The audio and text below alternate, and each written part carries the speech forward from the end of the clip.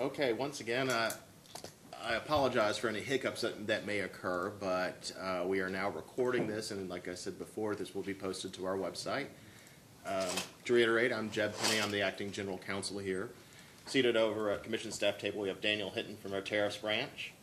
Are you a branch? No. Of our financial analysis division, but he works with our tariffs. Ben Bellamy, staff attorney, and Mary Whitaker in our financial analysis division, and they are the staff responsible primarily for going through our regulations and consulting within. As a little bit of a background, the commission has actually undertook over the past 2 years or so to review every single one of its regulations, minus a few of the gas regulations which were amended recently, and has come up with some proposed changes. These are mainly discussion points. Nothing is set in stone.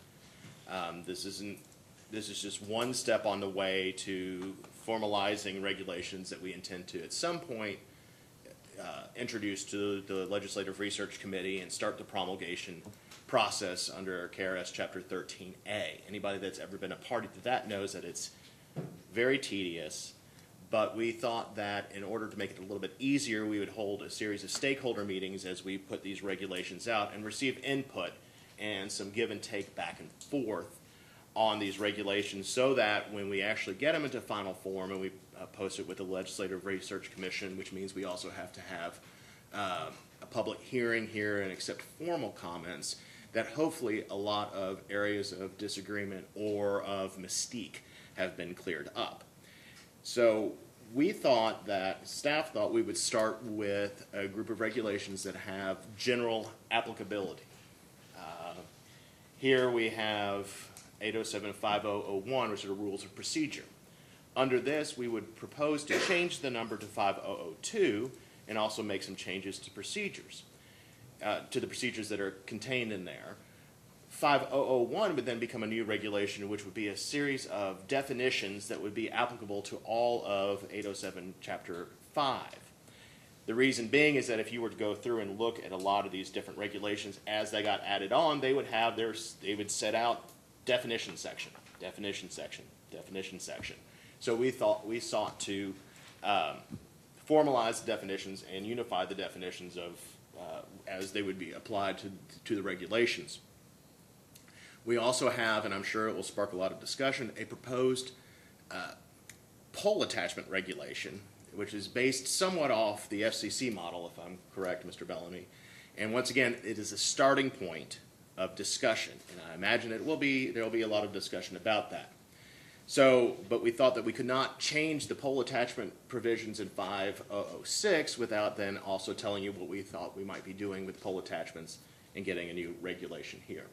So, being that this is a collaborative process and that staff has conducted their review of this, we thought that the best way to go through is we might pull up our regulations and discuss staff's thinking on that, and then we can accept comments and we can engage in a conversation with you all. We have a microphone here and microphones here so that your comments can be made on camera. I don't know, I mean, logistically exactly how we should do it.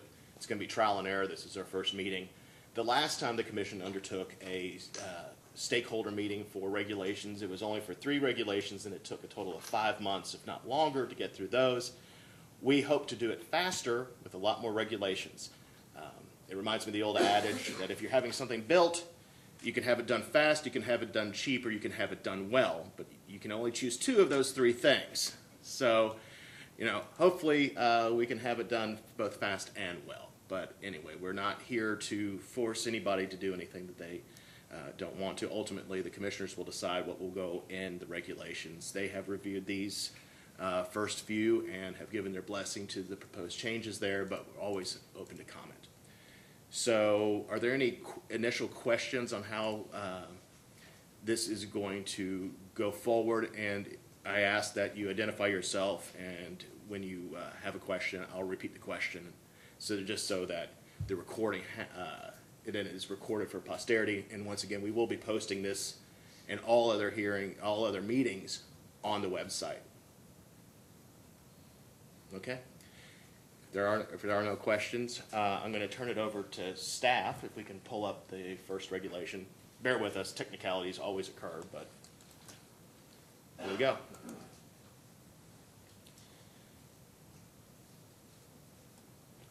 Start with the 001. Why don't you start with the definitions? So basically with 001, what we did, there's some definitions in 001 that in what is currently 001 and would be renumbered to 002 under the proposed changes. There's a number of definitions in that regulation that reappear essentially throughout KRS, or throughout Chapter 5. And so essentially the idea with this primary definition section was to take the definition that appear in multiple regulations or applicable throughout the entirety of Chapter 5 and move them into a primary, just main definition section to avoid effectively defining the same terms 6 or 7 times throughout the regulation. The reason that was proposed was because the idea in part was that some of the regulations have gotten really long. I think 001 was upwards of like close to 60 or something pages if you get it on Westlaw as like a Word document. And the idea was to cut out or to consolidate as much as possible so that when people are attempting to use the regulations, they're not sifting through effectively the same items over and over again to get to what they need. And so that was basically the reason for including the main definition section. And you can scroll down, and essentially it's just words that were used throughout Chapter 5, mainly, honestly, things that were defined in the statute, but including in the beginning here, so they're not defined at the beginning of every single regulation. There was some discussion potentially about, whether renumbering 001 to 002 whether including these in a single definition section would be worthwhile, because having to renumber 001 versus 002, so instead of keeping the general procedures in 001, so if people had input on that, it would obviously be welcome, but that was basically the general idea, was to include the main definitions that are included throughout. And the one thing that we were conscious of and trying to be careful of is the fact that there's the general siting board regulations are included in 807 Chapter 5. So when including items in the primary definition section, you have to be careful that with respect to the siting board statutes and regulations, that the term wouldn't have a different term or isn't used in the siting board regulation. So like the definition of party potentially was a term that could have been used in the primary definition section and included throughout through the commission regulations, but the siting board statutes actually define party in a manner that's slightly different.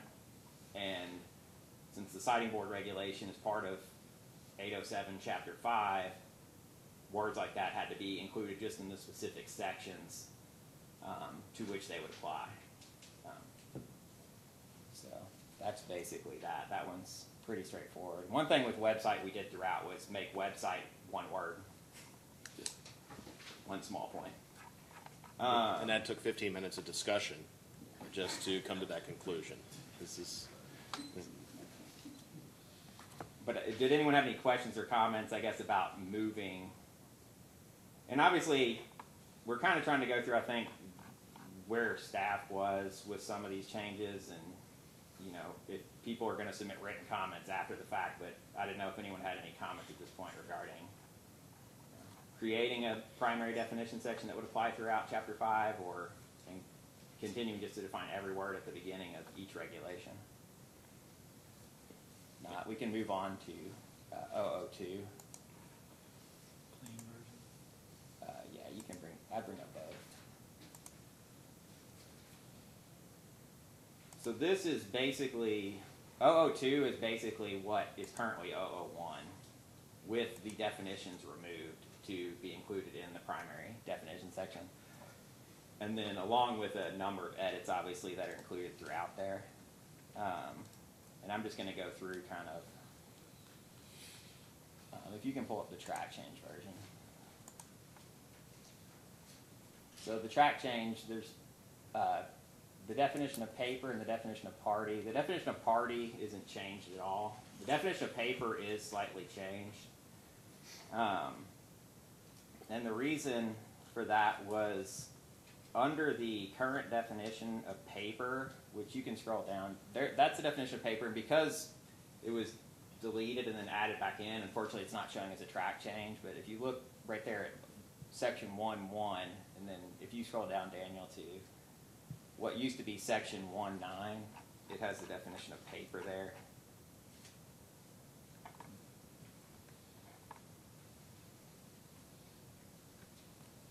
So under the previous definition of paper, it was kind of thought that it would effectively include almost anything filed with the commission because it was an application, petition, other initiating document, motion, complaint, request, or other document.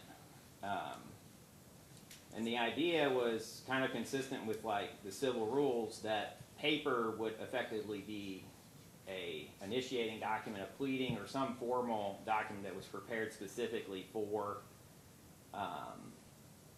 filing with the commission, which is effectively how paper has been treated. But with the actual definition of paper that's in the current regulation, it's incredibly broad. And so the idea was basically to bring it back to specifically just being a definition of a document specifically prepared for filing with the commission, and then other documents or evidence would not be within the definition of paper. And in part the reason for that is because when talking about the form of filing with the commission down below, the term, it basically defines how a paper should be formatted and sets forth all of the specific filing requirements for a paper, including that it be signed and that it have certain margins and things like that. And so the definition was changed slightly to make it, or attempt to make it, whether or not we did or not, if someone takes issue with that, was to include documents, formal documents filed with the commission. That's why other similar documents was basically changed from other documents, is the primary difference, really.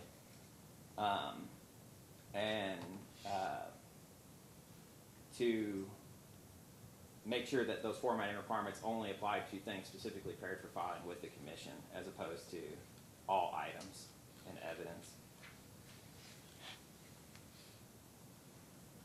So scrolling down in the track change version, if you go to,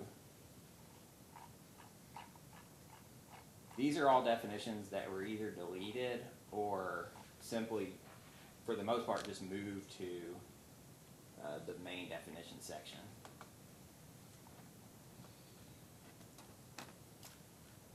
So here at hearing, under the current version of 001, there's two sections that refer to hearings. There's the hearings, and then there's hearings and rehearings. And that was true of several things. There were several different filing sections that dealt with filing requirements, and several different sections that dealt with hearings. And so the idea with that was to effectively consolidate those into one section, so that you would have one section that dealt with hearings and one section that dealt with filing requirements. Except that there's the paper filing and then the electronic filing, which were kept separate. But that's what happened here with this section 2 on hearings. Let's see.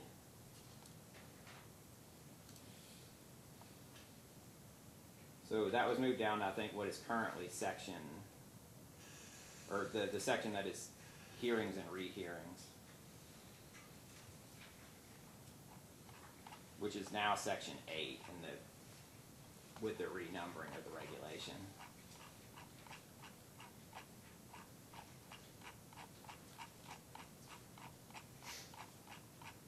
It should be at page 23.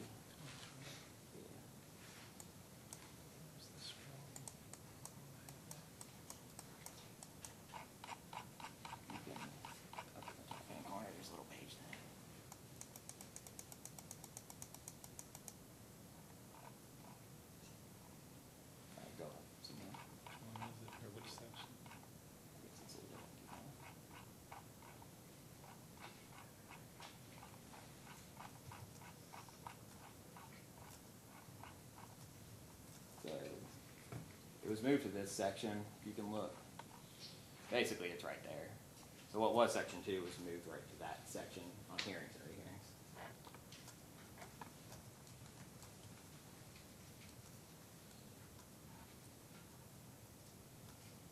You can go back up to the top there.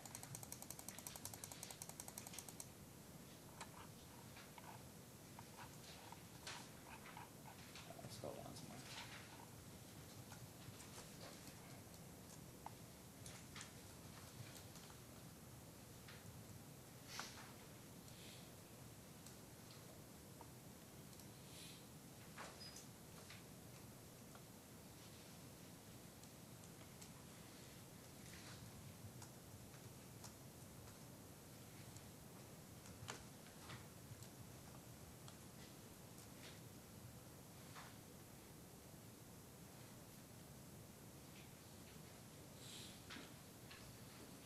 So in this section, the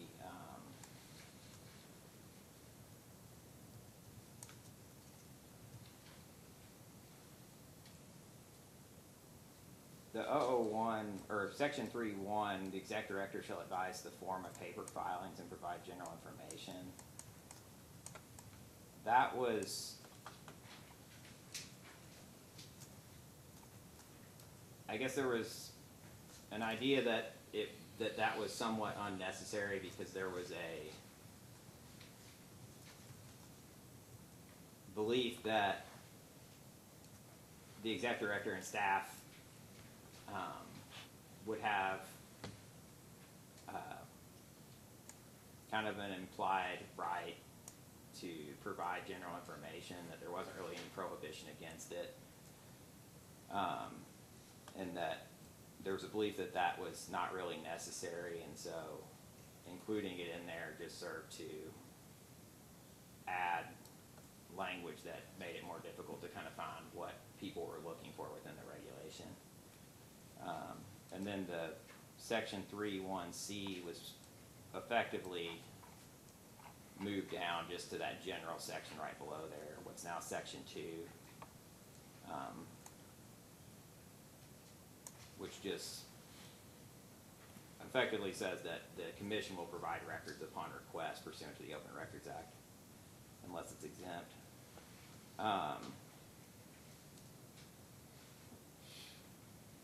And then the section 2.1 just states the address of the commission, obviously. I've been getting the zip code wrong all these years. Section 3 is the general matters pertaining to all cases. These are all procedural matters, so it was just changed to general procedural matters applicable to all cases. And the address thing was moved up from this section, and it was moved up just because to generally state when the address was, and because the general procedural matters pertaining to all cases pertain to cases, so it was to make clear that the address of the commission, you know, is obviously where things need to be sent in all cases, regardless of whether it's a case or not.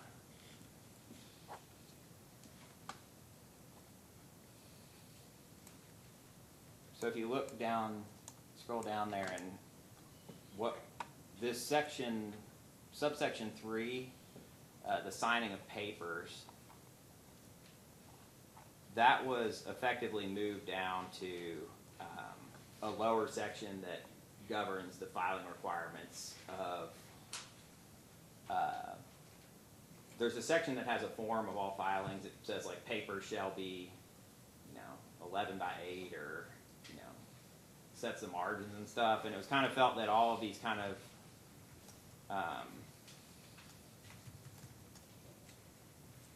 formatting, and that's more of a substantive requirement, but basically saying, it has to be this size, it needs to be signed, it needs to contain the phone number, that it was easier, or would be easier for users, particularly people who aren't familiar with the commission and are making new filings, if all those requirements were in one section, and so they would be going down and find, okay, this is how documents filed with the commission need to be formatted, this is how,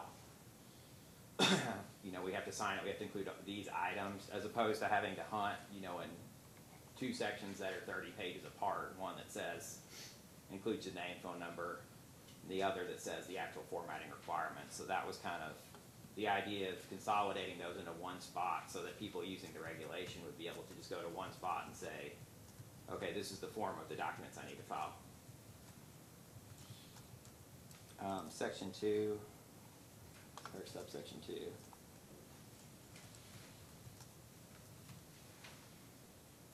I'm going to interject and say one of the purposes for our regulation review is to hopefully make things a little bit easier on people that are trying to read the regulations, and just to make it, you know, like Ben said, instead of having to jump around from this reg to this reg or this section to this section in a 30-page regulation.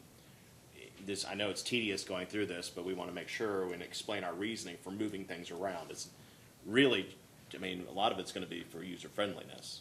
That's particularly true in 001, because 001 is just the procedural regulation. So a lot of the changes here obviously deal with filings before the commission. So a lot of the changes in this section are either one, stuff that was determined it wasn't no longer necessary because the commission and staff weren't really using certain documents, so they were deleted from filing requirements, or so that all certain procedural items were consolidated into one spot, and people using the regulation would be able to go straight through and find that without having to hunt all over the regulation for certain different things.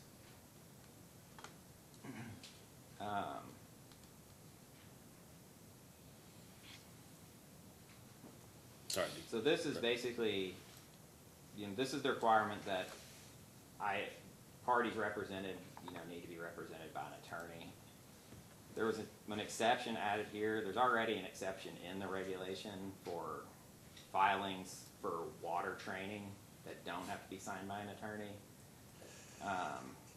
And this exception was intended in part to note that change, but also to note that the commission could order, you know, that a party be permitted to file things without an attorney. Obviously, that would be subject to the Supreme Court rules with respect to the practice of law, but this exception here was basically added to note that there might be a circumstance where it would be appropriate to allow someone to make a filing who's not an attorney, assuming that it does comply with the Supreme Court rules regarding the practice of law. And then this in a case was added basically to reflect the fact that it's already reflected above, because this section indicates general filing requirements in a case, but this was just to make it more explicit just in this section, so it was more clear that the attorney requirement is only for filing in a case. And that's the same with this, if you look at there at subsection 3 there, filed in a case. That was just added, just even though this section generally applies to the case, just to make it easier for people to know that this is automatically going to be in a case. You can scroll down some more.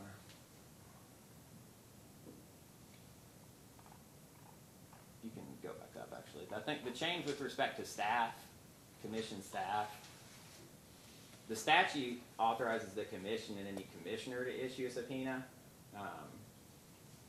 So the commission, you know, would act through staff, you know, if staff's authorized to act on behalf of the commission. But, you know, this change was to indicate more in a case that the parties would be requesting subpoenas, and if the commission on its own motion determined that a subpoena was necessary, that would be something that would be decided by the commission as opposed to something that would be requested by staff formally in a case.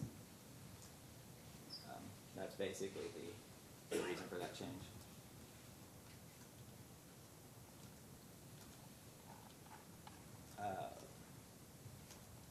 So this section, subsection 8, service, was deleted and moved down below to there's service requirements elsewhere in the regulation, and those service requirements, this was basically moved down there so that they were in the same spot, and says, you know, how to serve, how do you certify that you're going to serve, and things like that.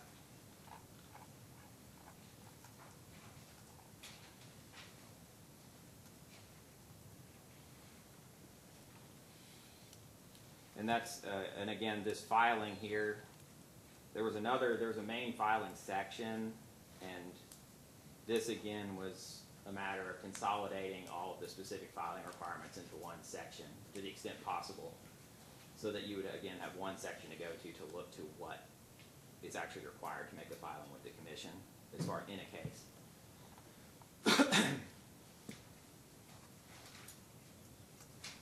So the privacy protection, this is somewhat of a substantive requirement because it requires that certain items be redacted from commission filings, but we felt like it was honestly more of a formatting thing in some ways, akin to when you're filing something in federal court. You know, there's a requirement that you certify that you redacted certain personal information, and if you haven't done that, then your filing will be rejected. And that for that reason, if people, so that people were on notice that they needed to redact this personal information, that this should be included in the formatting requirements for the filing.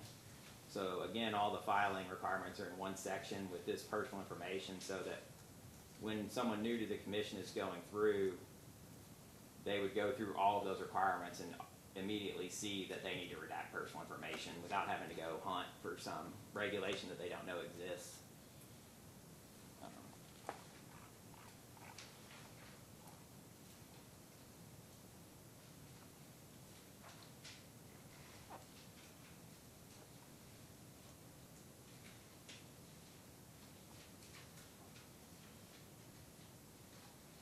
These were just like little, some changes were just made to make things read better, to update, so removed his or her and just put movements. And if at any point somebody has questions and wants to stop and discuss, just let us know. We will. And particularly if you think something changed something significantly, because a lot of these changes weren't necessarily intended to change the substance, but more particularly in this 001 were intended to make the regulation itself more user-friendly, particularly for people that don't practice regularly before the commission and don't know, that there's all these different rules in various different places.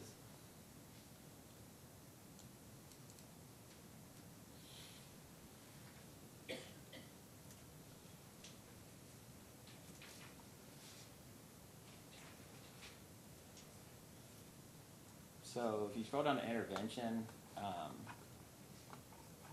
this, go down, right there.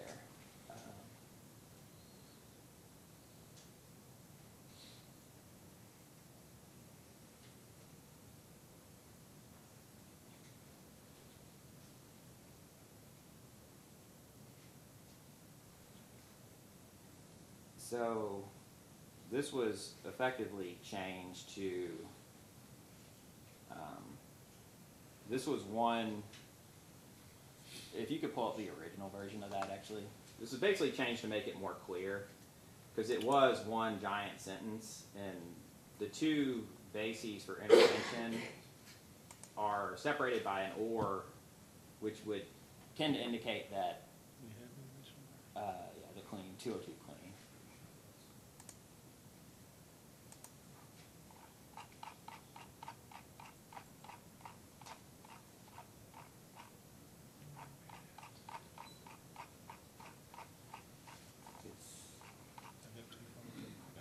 Six.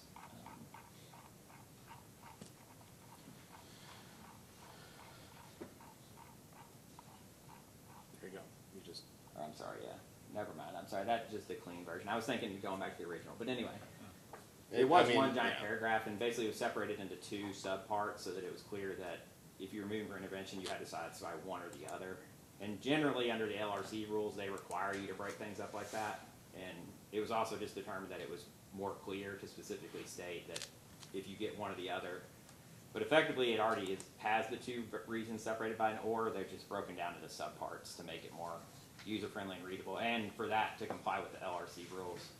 But it doesn't change the standards that exist now, just to be clear. I know that there is some litigation ongoing about intervention in these before the Public Service Commission, so to make it clear, it doesn't change the standard as it was before, just clarifies it.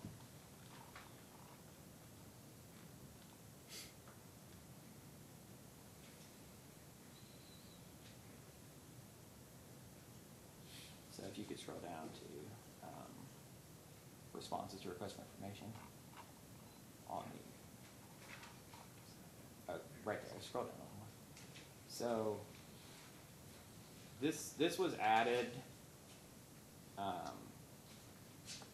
so when people file requests for information, obviously a lot of times people file updates, and oftentimes when they file an update, particularly in a larger rate case, people might file, realize an error in a revenue model spreadsheet and correct that error and file it with a letter.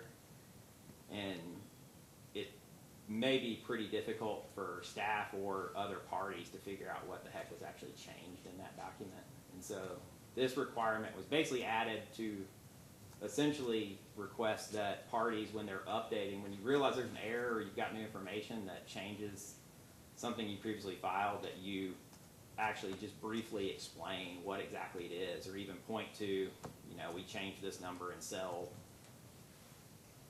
DD 109, so that we, staff and other parties can figure out what was changed without having to spend half a day looking through it. But it's not intended to be a significant explanation, but literally just explaining briefly what it is.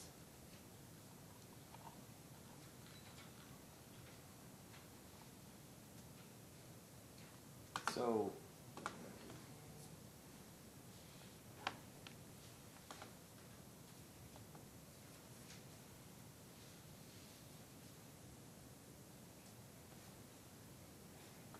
because we changed, the previous definition of paper was so broad that it did seem to include almost anything filed with the commission, including notices, applications, and things like that. So for that reason, like here, consolidated cases, all papers, the previous version would have been all papers received after the order consolidation has been issued shall be filed in the record of the designated case. This anywhere paper was included to mean basically anything, because at some points in the regulation, paper was included to mean a specific procedural document like an application. At other times, it was included to mean basically anything filed with the commission. In the times where it was included to mean anything, we basically, to encompass all things that might be filed, including any evidentiary documents or videos or audio recordings or anything that you might file into evidence, we just updated paper to just say all papers, documents, and other items, to effectively be a catch-all to indicate that that's referring to anything you're filing with the commission in a case.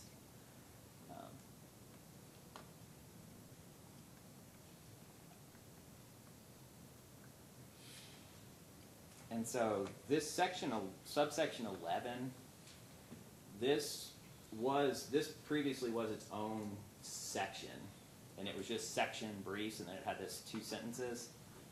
And so because this, what is now section 2 of 001, we basically just deleted that and brought it up here because we just felt like it didn't need its own section. It was just one of the general requirements for a case.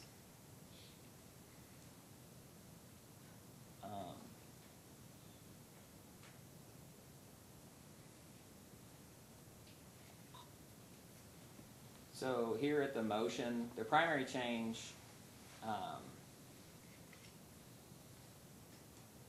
basically the top section, it says that anything that hasn't been stated should be filed in a specific way, should be filed by a motion. We included the other ways that certain requests can be made. So a formal complaint or a written request to the executive director. And the written request to the executive director refers to written requests outside of a case. I think you can request extensions from a written request. So that was basically why those changes were made. The subsection 2 there, it was basically made to be consistent with the civil rules and what the commission basically already does, but says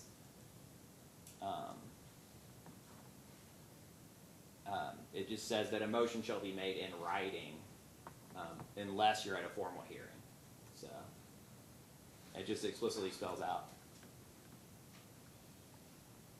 So that you can, any motion you're making in a case would need to be made in writing unless you're at a formal hearing, in which case you can make it orally, which is effectively the current practice, but it's just spelling out.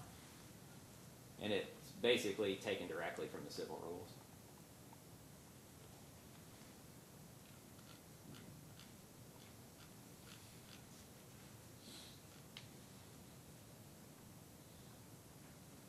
This is section 5.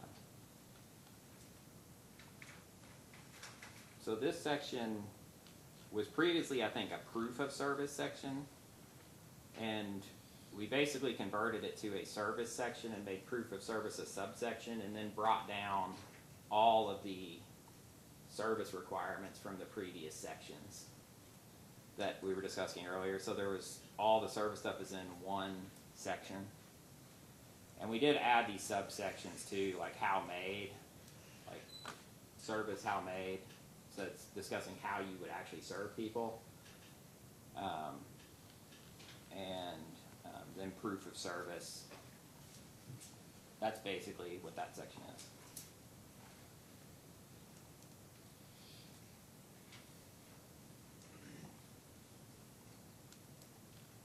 Can I ask a question? Yeah, go ahead. So, did I hear you say that service is only going to be made now upon attorneys for parties? Because I think currently the utility also receives service, correct? Yes. Where is that at? So your question, Mr. Sanford, is that to clarify that service will not be just on the attorney for a party, but also on the utility. Say, for example, I think for LG&E, I know Robert Conroy is listed with the commission Correct. as service. I think the commission will still serve its orders in all documents on the listed contact, as well as any attorney that makes their entry of appearance. But is your question regarding if you were to serve LG&E? You're just talking about service and documents, not orders. Yeah, and there was, because even in the current reg, it's not exactly spelled out which service is referring to what. Sure. And so there was discussion of specifically setting out a section or a subsection regarding the service of orders as compared to the service of documents. And I think they both are included there in that same section. And there is currently a section, I think what is now section 5, that section 5(1)(a), unless the commission orders, like that actually is currently in section 4(8)(a), I believe. But I mean, if you think it would be helpful to set out a subsection that specifically says service of parties in a case versus service of commission orders, then I think that would, you know, potentially fix what you're talking about. It just needs to be clear. Yeah. And I would also encourage you to follow up with written comments if you would. I think we included an email address in the letter that we sent out, and it should be, I think the letter's also on our website, so that we can collate these and make sure that we address the concerns that are in the regulations. Thank you.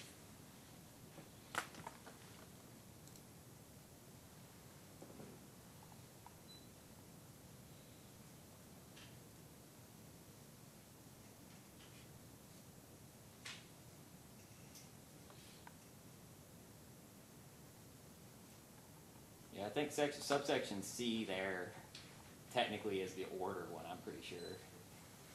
But I think you are correct that it is somewhat unclear. We'll take your comment under consideration to make sure to clarify. Thank you, though, for bringing that to our attention. Okay. Let's move on. And just so you know, that section, there is a deviation section at the bottom, but this section, subsection D here, if good cause exists upon the filing of a motion, that's basically taken directly from the statute that allowed orders to be served via email. And so that was retained, even though there's a separate deviation section generally below.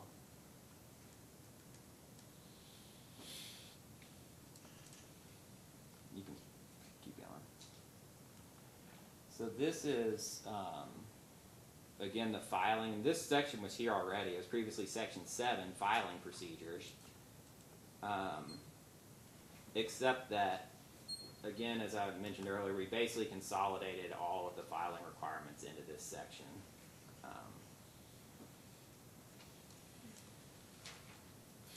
So then there are some edits, but the primary thing is that filing requirements from the sections below and some sections above were brought into this section. There is a change here at, if you can look at 04, or I'm sorry, subparagraph 3, I guess it is, let's see.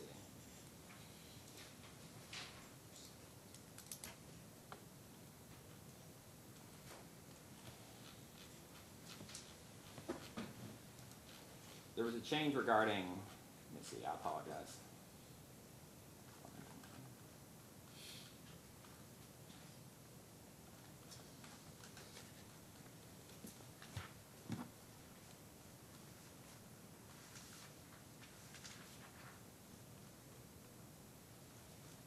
We can come back to that. Let's get, if you don't Okay. mind, Ben, let's just move on.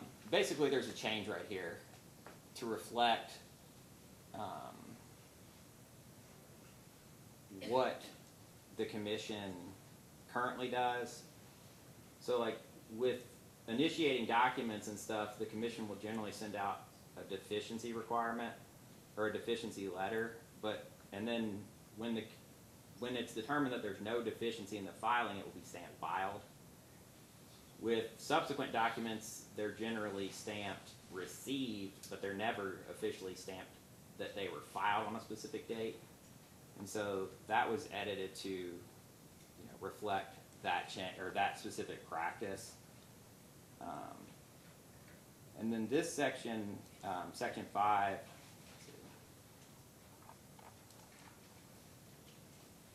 or section 4. So there's currently, I guess it's subparagraph 4 here. And as edited, if you can pull up the clean version actually.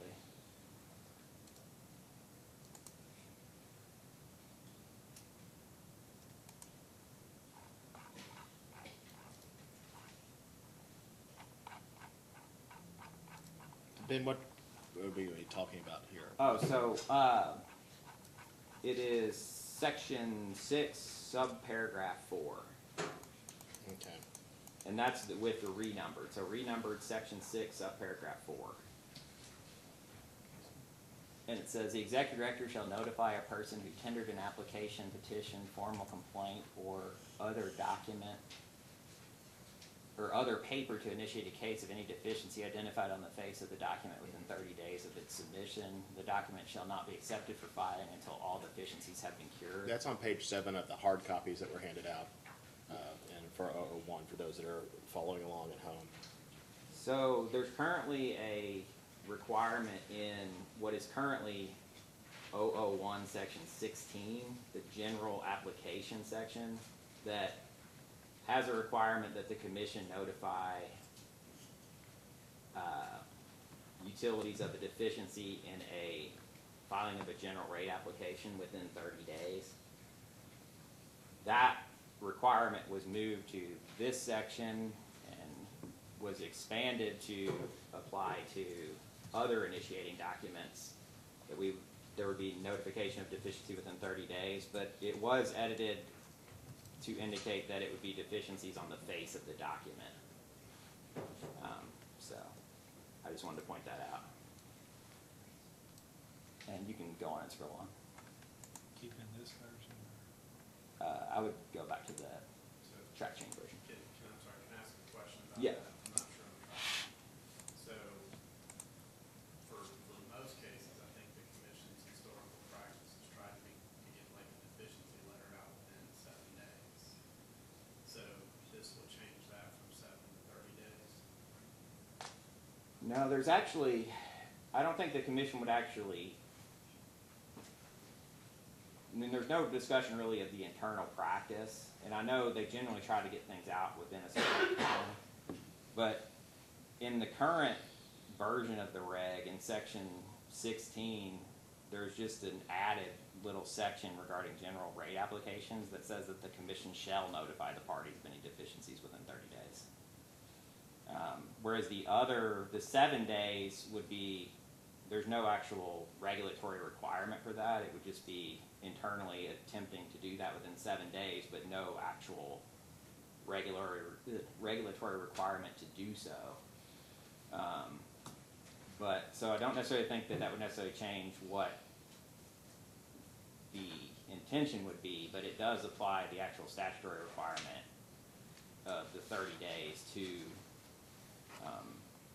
other initiating documents. And there is actually a slight change too in the language, in that under the previous version, it's not really clear whether the commission has to notify parties of a deficiency on the face of the document or any deficiency in the document within 30 days. It just says something to the effect of notify deficiencies within 30 days. So that was edited to indicate that it would be efficiencies on the face of the document. And there was a... So if let me just pose a hypothetical. If the document, if an application gets filed that has a statutory deadline attached to it, and no deficiencies found on day 29 or day 30, it would still relate back to the original filing date, not that that would be the applicable date for the statutory. Let me so your question is, Mr. Sanford, is that an application comes in, has a statutory time frame with it, and on the 29th day a letter goes out stating that there are no deficiencies, that the statutory date upon which you would base, it would start on the day of the filing because there are no deficiencies. Is that correct? Okay. I believe that it was never, that would be we would not change our current practice. It would be if the date upon filing if there are no deficiencies, not the date that the letter goes out.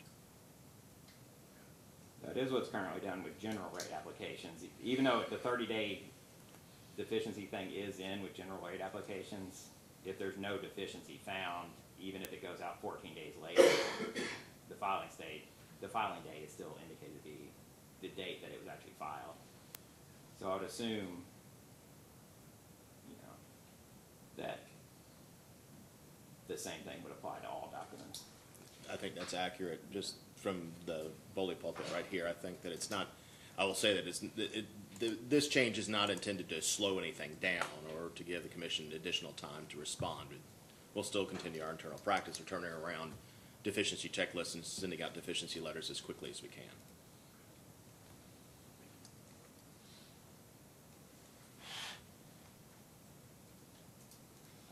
Let's see. We can keep on scrolling down.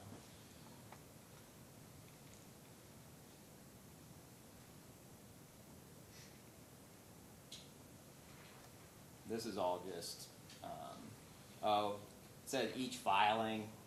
These are like the formatting requirements for official documents prepared, like basically pleadings in a commission case. So that was changed from filings to paper, with the definition of paper being changed to basically mean pleadings. Just a consistency change.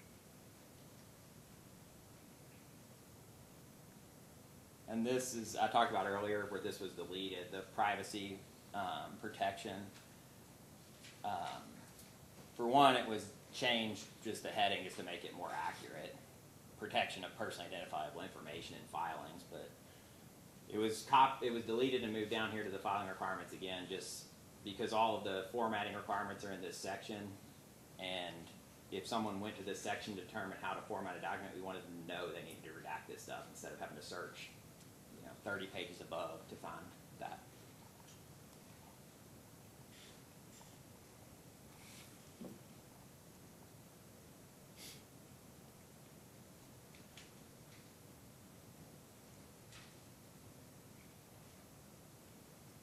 And these little tweaks were just to clarify the language. They were not intended to make any substantive change. So if you had a comment either now or later, here in the electronic filing procedures. Yeah, I'll just add my editorial comment at this point. One thing that's not addressed in here, but maybe if I have my way, might have a way in there, is that sometimes people will file a notice that they're going to file an electronic case, and then don't file anything for a long time. And so for a lot, we have on our docket that there's a case open, or at least reserved a case number, and no action will be taken. So at some point, we may consider putting in a time limitation that when you file for this notice of electronic filing, that it's only good for a certain amount of time, because otherwise you could file for a notice of in 2018, and then you don't file the case until 2020, and it is difficult just internally for us to monitor. So, all right, go on. And if you notice, we did take out the 7 days, so. Yeah. And that's something too internally, you know, we're working with IT to just make sure that that's something that can physically be done, but the idea is to get the notice requirement down to as short as possible. So potentially someone could file a notice that morning and then file their application later that day, but you know, depending on the technical aspects of it, it may be that it needs to be 1 day or something like that, but the idea is to get it down as short as possible.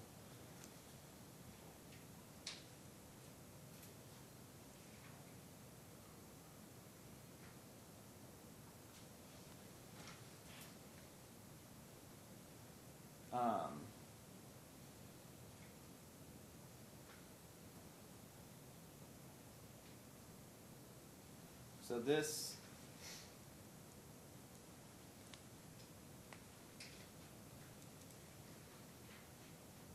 the electronic filing,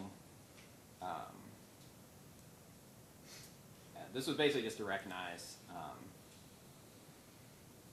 the exception for confidential documents, except for provided in section 11, so. Because you would have to file a paper version, obviously.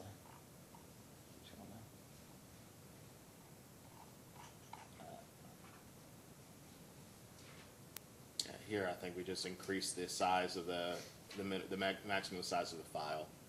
That's just a IT change for capabilities. Keep on going.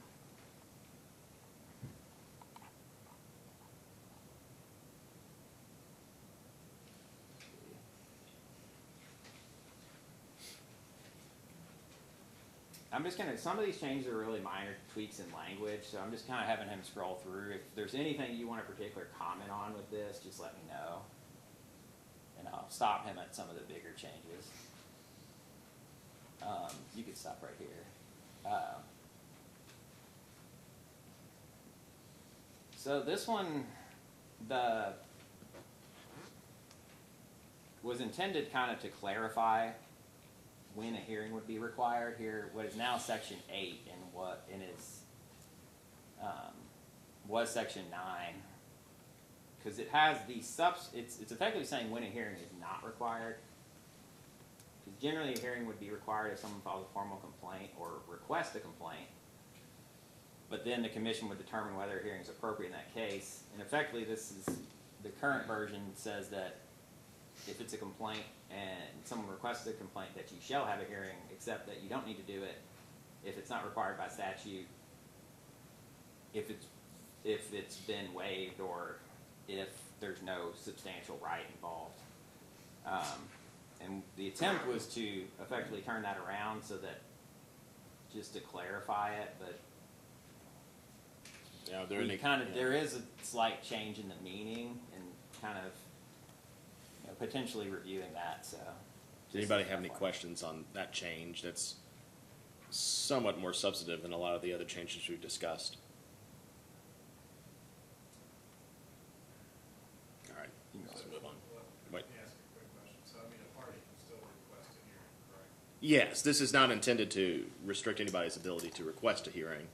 It's just in the language in this, I don't know if it's 278, 260 or 270, 280, it talks about when a hearing is necessary for commission investigation, and it says that it doesn't have to hold a hearing if there's not substantial rights or not in public interest, and we just kind of cut and pasted the language here. So, but no, anybody, you can always request, you can ask anything if you want to. the intent was, because there was already the motion section which says anything, it basically would cover any request that you would want to make that's not specifically set out. And obviously when you request a hearing already, you're doing it by motion.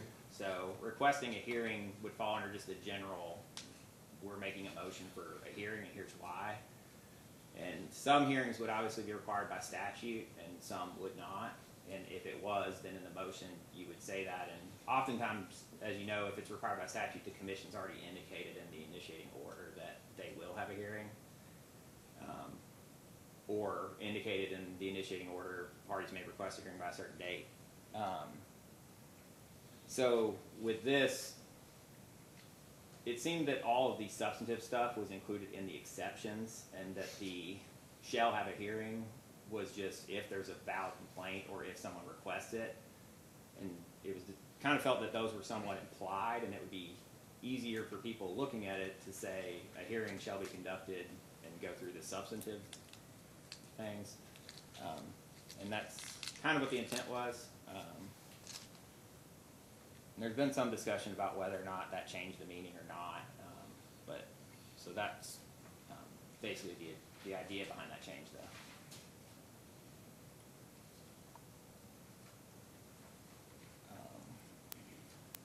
I'm sorry. Where are you at? Public notice of hearing. I apologize.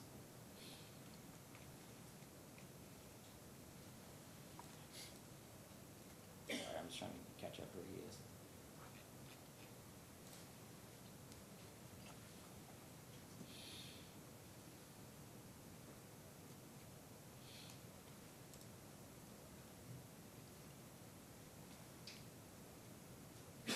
So there was a previous section, let's see.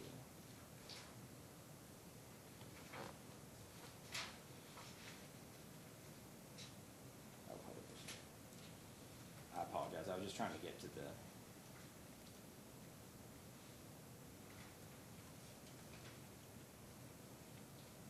Ben, what section are you looking for? Where he's at, I'm just trying to get to a note about the change, because there was, some of these were moved from other sections. And then there were some deletions and things that were moved below. Well, we can circle back if necessary, but if nobody has any comments, maybe we should move on to the next section. Why don't we go ahead and discuss publication of a notice of hearing, because I know that might interest some of Well, the that's what I was. Is that what you're doing? Okay. Yeah. So,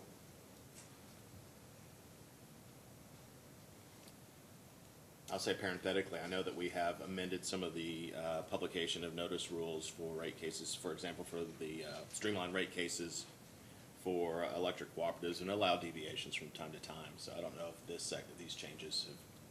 so here's. Changes.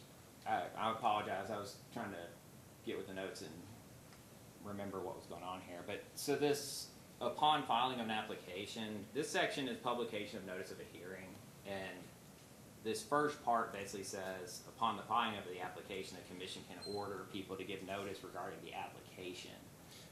So because this is a hearing section, we felt that that was not really appropriate in that section, and so moved that language to the general filing requirements for applications, which would generally apply to any application.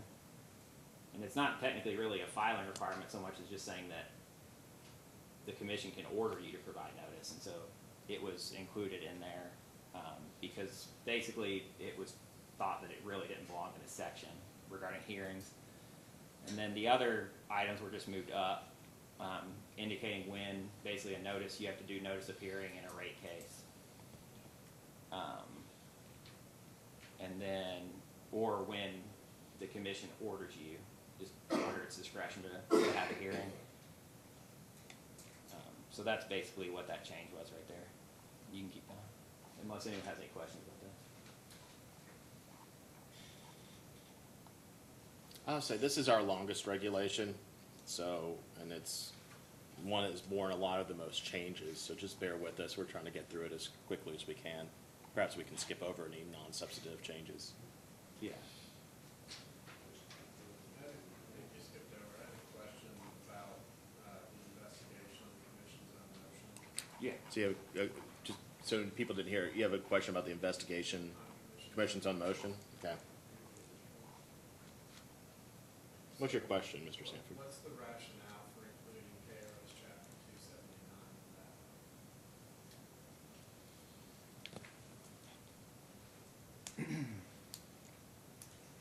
Let me see.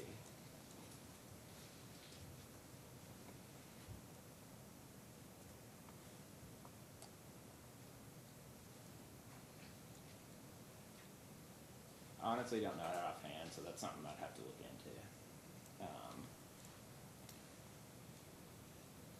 Some of these reviews were conducted over a year ago, so some of our memory may be a little stale as to why some of the changes were made.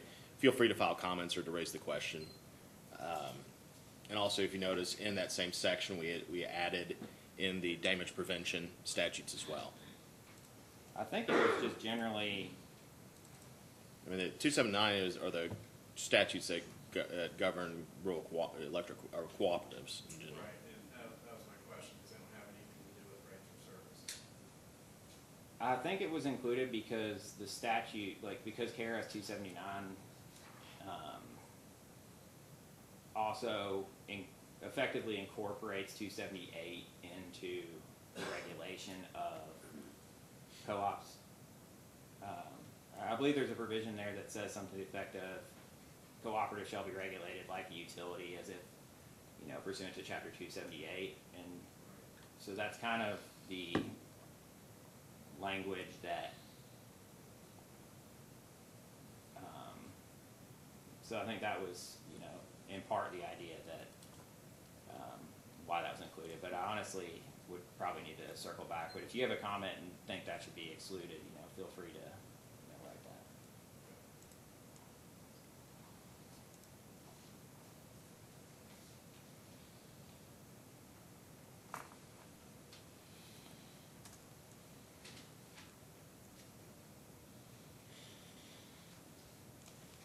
So this section, this was not intended, the record of evidence.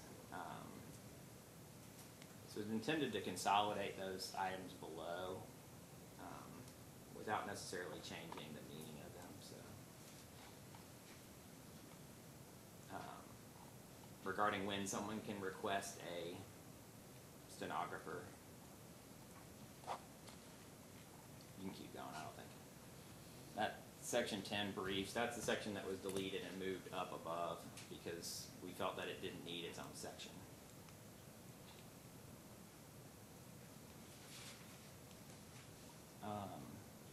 So there was a section added here, I think,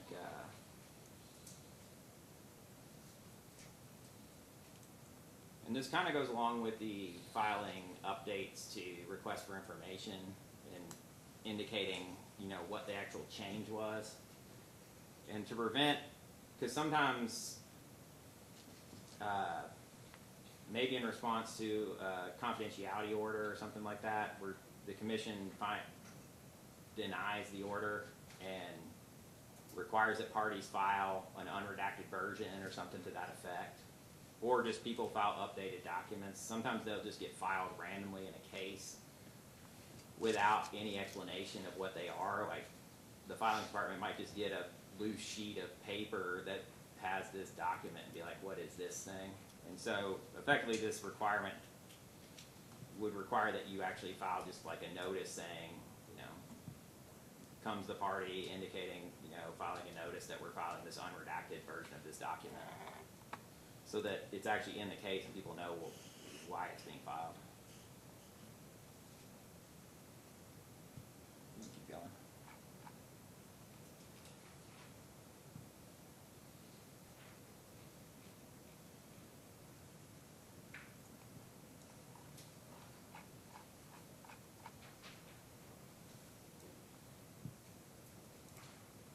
So most of the changes to this confidentiality, or the confidential material section, were intended to consolidate, because you had a procedure in here for requesting confidential treatment in a case and a procedure for requesting confidential treatment outside of a case, and many of the requirements were effectively duplicated in both sections. So essentially, there's a lot of changes here, but I mean, the primary idea behind it was that you wouldn't have duplicative requirements spelling out the exact same things for both manners of filing. You have the substantive items indicating when something's going to be confidential, and then you have the procedures for filing a motion for confidentiality in a case, and then the procedures for outside a case. So does anyone have, I'm not going to go through every change, but does anyone have any specific And there were some other little changes too, I think, to some substantive things, but did anyone have a question regarding any specific change there?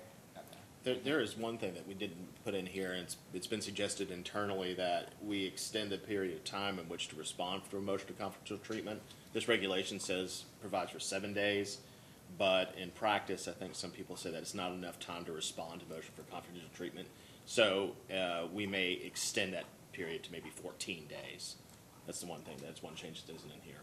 Particularly if someone's filing a rate case, with 5,000 documents, it might be hard for someone simultaneously to go through that and determine whether or not something even should be confidential, and then write a response to it. So, and extending it would help staff a little bit address those motions, which.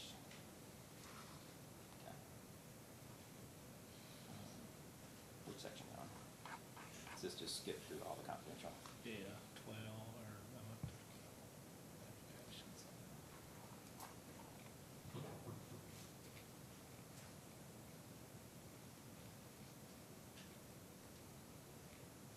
Okay, this addition here is the one I talked about earlier. It was deleted from the hearing and rehearing requirement, just because it felt it was more suited here.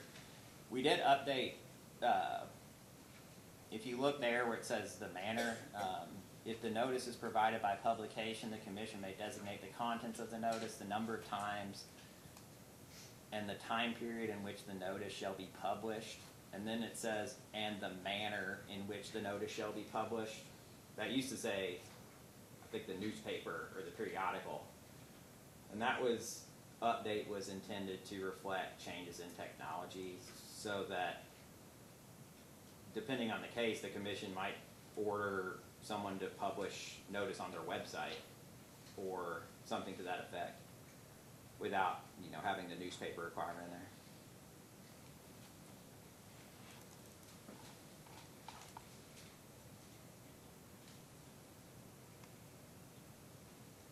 Okay, so these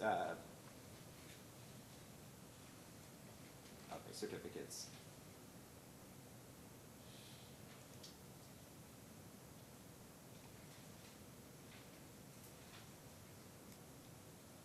I think there's some changes there at the bottom of 31. Yeah, so the B there,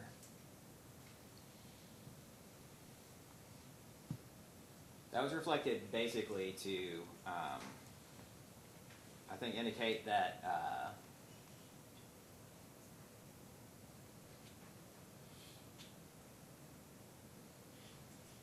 there's some CPCNs obviously wouldn't require a franchise, and then we also occasionally get requests for deviations, and this was intended to address that issue.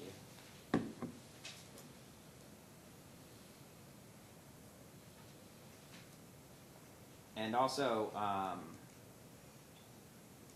instead of actually providing the copies, it requests that parties provide a list of the permits and franchises that would be necessary, instead of actually filing those documents into the record, so that if it's determined from staff with respect to a particular project that those items are something that are actually necessary, they can then follow up and request those, or the commission or any party can request those items. But people don't have to make copies of every single permit and franchise, that they got to get a specific CPC in. They can just provide a list, and then if necessary, parties or staff or the commission can request those copies, which a lot of times I think it's determined that it wasn't really necessary. So it was intended to cut down on filings of things that aren't really necessary.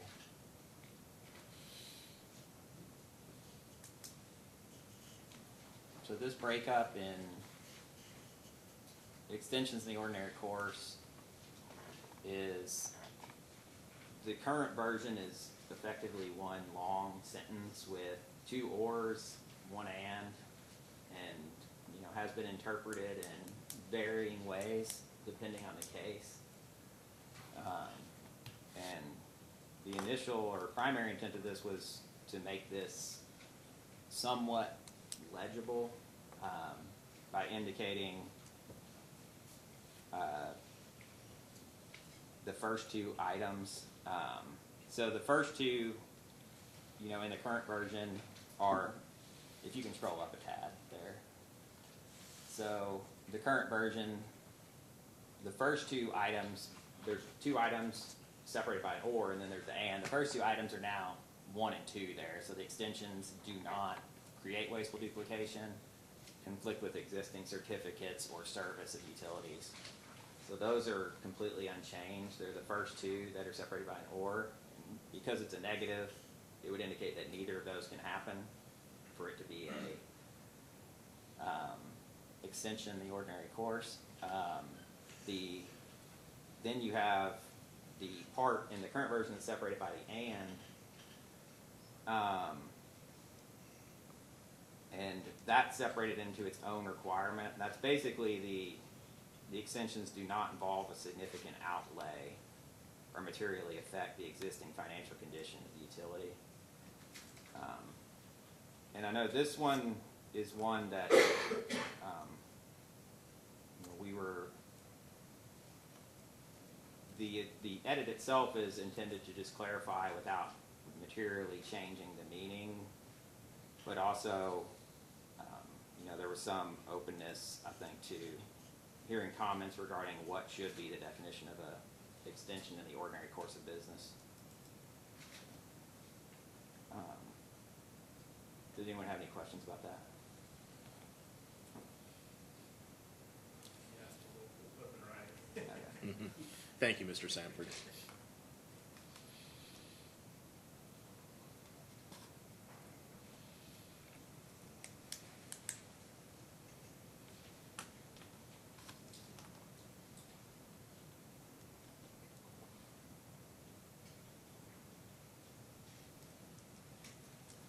So this was this is obviously the general rate application procedures, and there was some discussion about the fact that there is a requirement for filing a general rate application, but it's not necessarily specified when a general rate application should be filed, as opposed to a tariff filing or some other item. And the general practice has effectively been that a general rate application is required unless one of these specific exceptions is applied. So like there's the exception in the tariff requirement for like non-recurring charges, and there's the obviously like the ARF exception, and some of which are probably not applicable to any of you all, and some of which are. There's the purchase water adjustment. So effectively, the intent of this section 1 here was to essentially state what has effectively been the practice, that a general rate application is required unless one of these specific exceptions in the regulations applies, like unless it's one that fits within the ARF or it's one that fits within the, and so, with that in mind, if there are any items in there that you all think have been missed, I would encourage you to point that out at some point. Because that was the intention of that section, is effectively to make the general rate application applicable to anything that an exception does not apply to.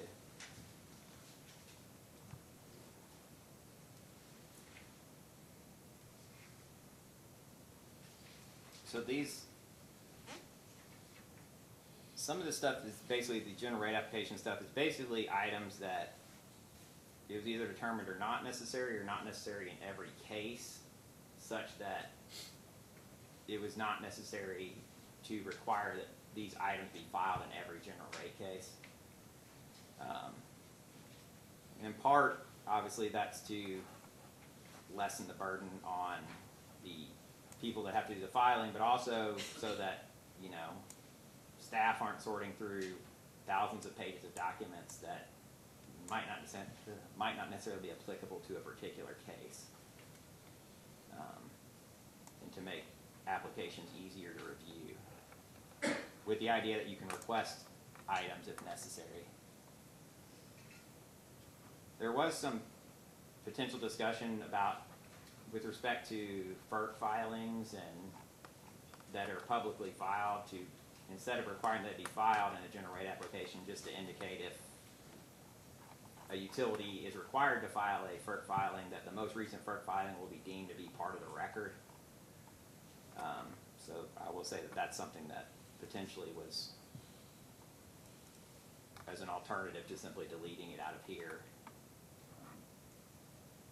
But did anyone have any questions about any of the other changes in the general rate application section?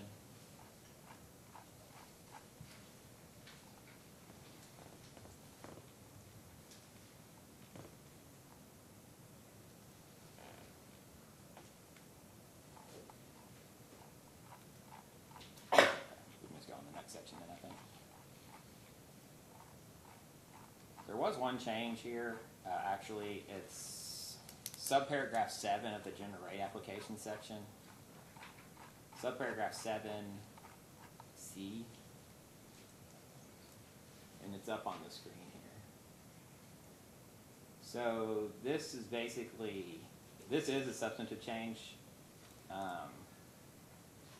It is intended to reflect the fact that certain rate-based items are not to be calculated using the 13-month average pursuant to federal law. And effectively that's referring to changes in the accumulated deferred income taxes during the period, or during the forecasted test period, which should be calculated using the pro rata method according to federal statutes. So the intent of this is to indicate that you should use the 13-month average unless federal law requires another method for a particular item, and for that particular item you would use the method required by federal law. Which technically wouldn't be a change because supremacy would require that anyway, but it actually incorporates it into the record to make clear that, 13-month average or the other method.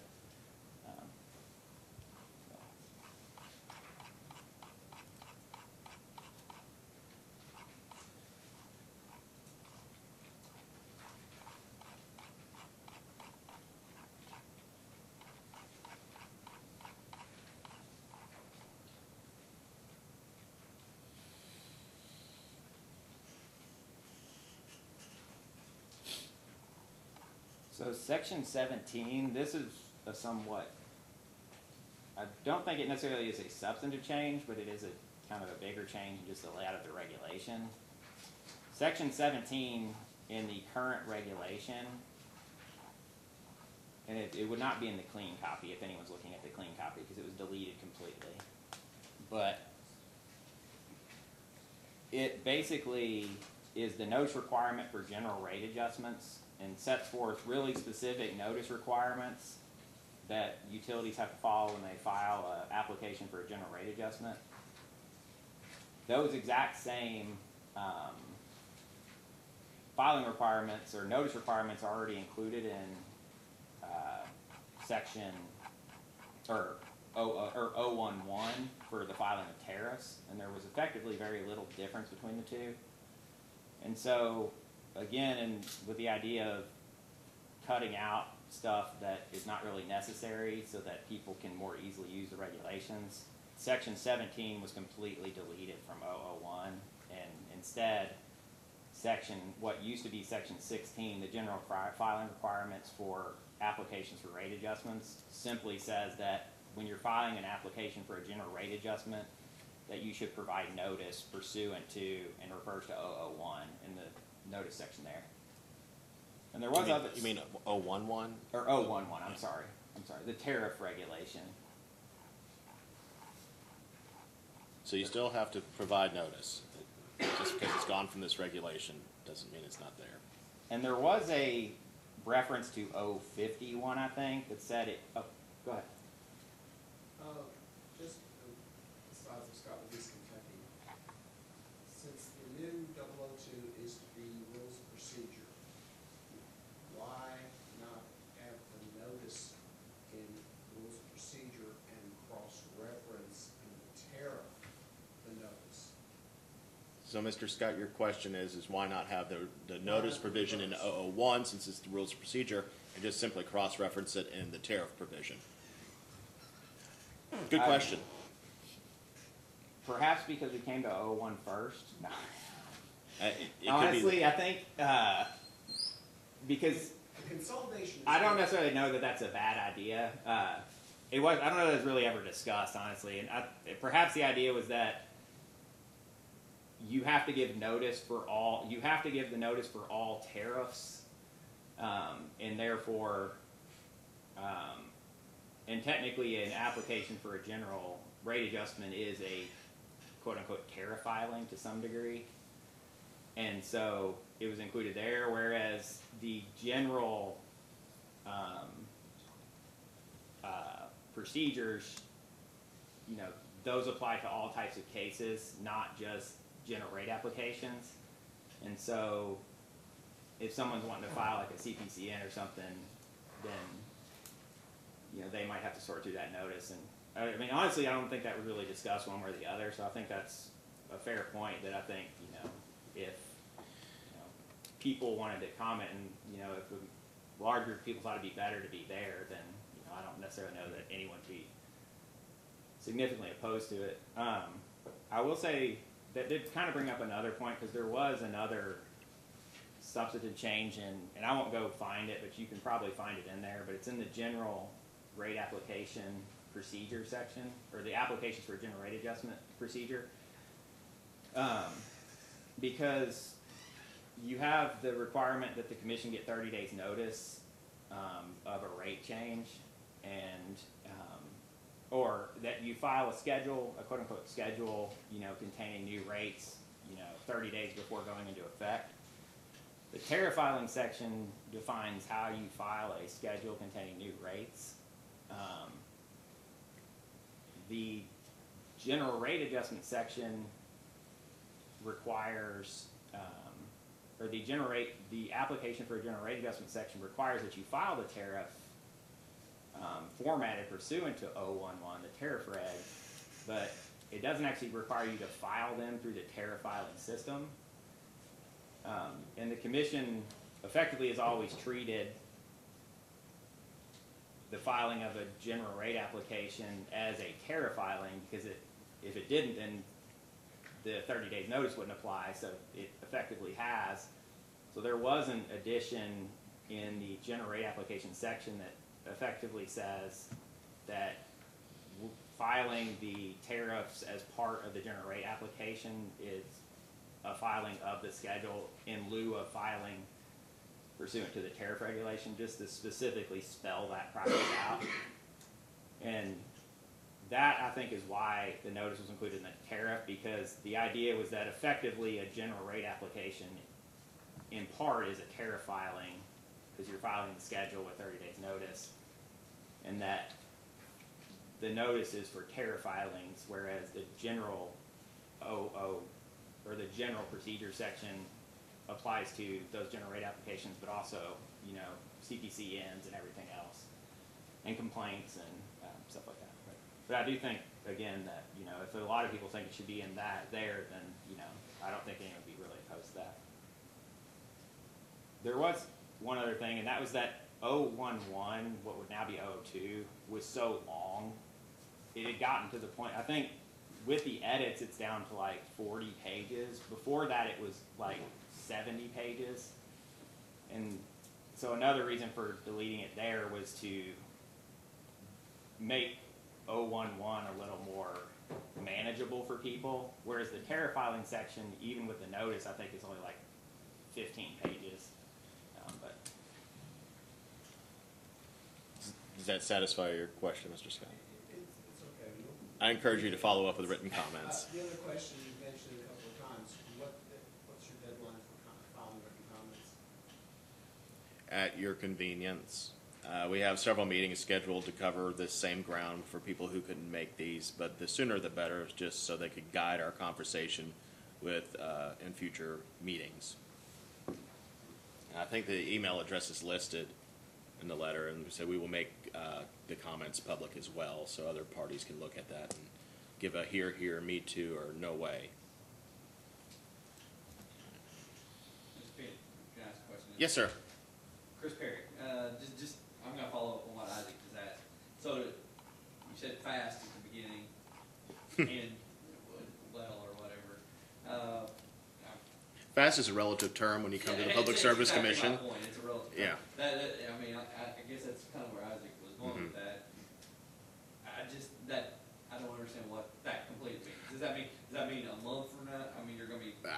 we have no time frame because, as I said, it's almost every regulation that we intend to go through with stakeholders. Some will take longer than others. I think the next group would be when the commissioners have finished their review would be the electricity groups. And then we would send those around, to all interested parties and schedule meetings and work through. And we might have a better sense of how better to coordinate these meetings and operate the meetings by then too. Once again, even once you've finished the stakeholder meeting process, there's a process of getting whatever's on this paper into the proper format simply to get it to the Legislative Research Commission. And that in and of itself could take a while. So we'll move with alacrity, I guess might be the word. But I would encourage written comments on these regulations to be filed no later than the last meeting that's scheduled on the website. How about that? That helps. All right. Okay. That should give you good time. And we can always extend it. This is not, I understand we haven't even gotten to the poll attachment regulation yet. I expect that might generate some conversation. Or not. I mean, Ben probably did a great job writing it. All right, let's go on. Yeah.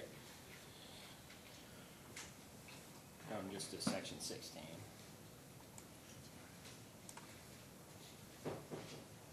This was just to include all the different statutes, but I think to your point, David, the chapter 79 is included there too. So I think it's basically for the same reason, but if you have a comment on that, you can reference that too.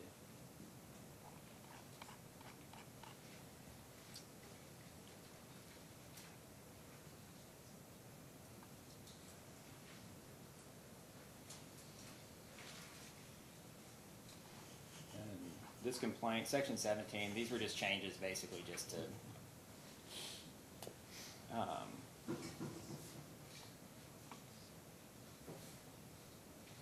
just streamline that, and also require that the people file their email addresses to the extent they have them. Yeah, Particularly with complainants, because stuff is generally going to be served by email, and the utilities have an email address on file, but if a complainant, files it and doesn't give their email address, it becomes kind of hard for us to send orders. Unless we have to mail them out and make sure that it actually went. Okay, does that about wrap it up? Yeah. Okay.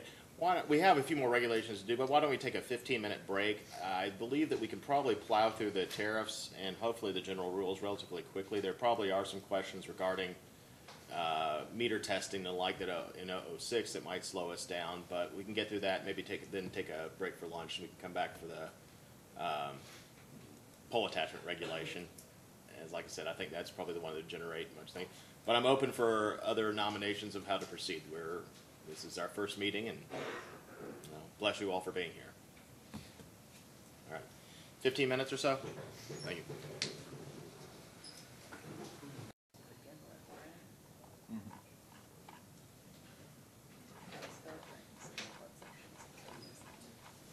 All right, we're back.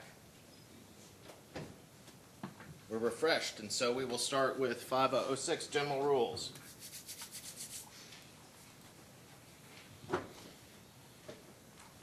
Benjamin, it is yours. So the definitions were deleted. We're just moved to 01, the new primary main definition section.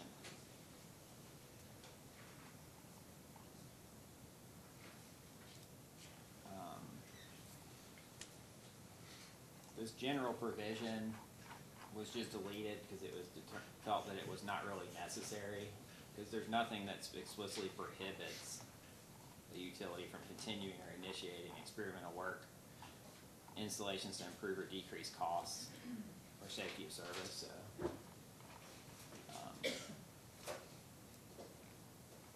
that's why that was deleted.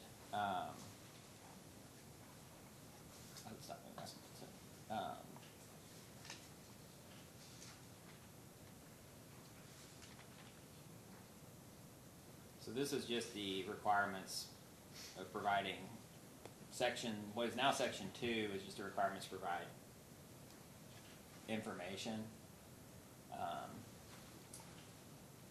And this was to indicate that instead of sending it, that there would be a mechanism providing it via email or potentially through a portal set up by the commission.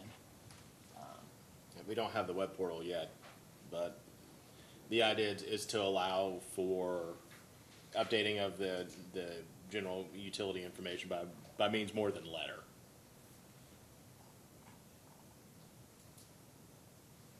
That's the same thing with that change there. I want to point out here, and Ben, I don't know if we talked about it, but if you see in the gross utility report C, it says an amendment shall be filed no later than May 31st. So it was changed from May 24th. We've had requests from our filings division to change that back to the 24th. Okay. So that will remain unchanged. So this is the report section, obviously.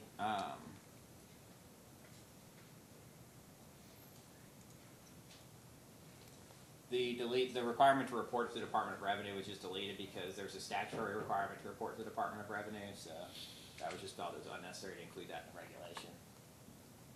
With the idea of removing things that are unnecessary from the regulation. The financial report,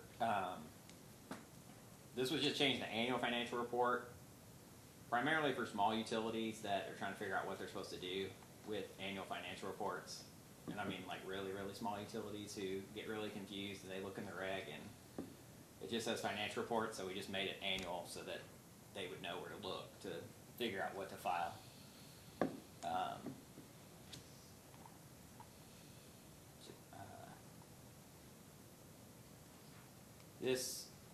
So if you scroll back up, Daniel. Here, I'll keep going. So if you look there, it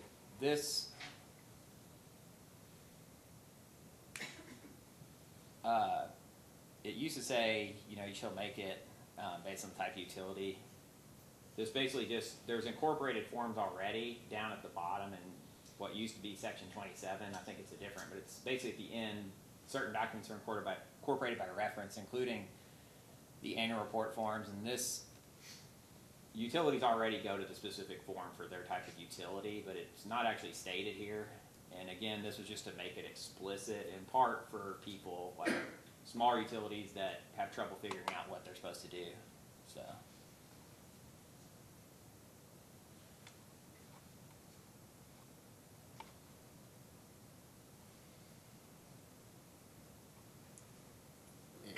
And here, I want to point out the report of terminations. Staff had originally proposed deleting the disconnect reconnect reports. However, we will not be deleting that. We're not proposed to delete that. That requirement will still remain. Apparently, more people rely upon that information than we had initially thought when we were reviewing this regulation. So that requirement will still remain.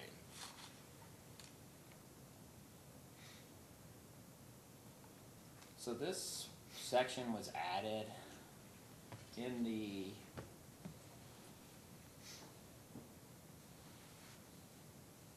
I think there used to be a section, there used to be language that basically said all reports and records shall be retained in accordance with a uniform system of accounts. And then I think in the NARUC, or some of the other system of accounts that have been incorporated, there are specific document retention requirements for specific items. And so those would generally apply, but potentially, at least in some cases, those wouldn't apply for every item that is required to be retained.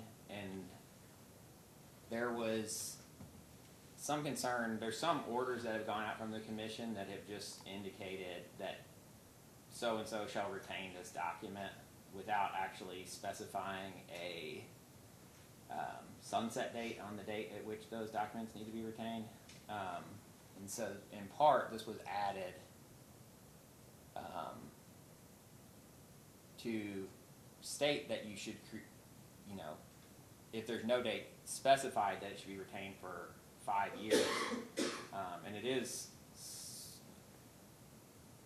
creating a requirement to retain it for 5 years, but in part it was intended to address certain requirements that currently have indefinite retention periods as like a catch-all. If it's not in one of the uniform system accounts, that it would be retained for 5 years, at which point it could be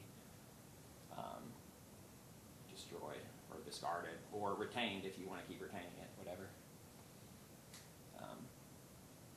and I don't know if people, the years, number of years, but that's kind of the intent. The number of years was kind of,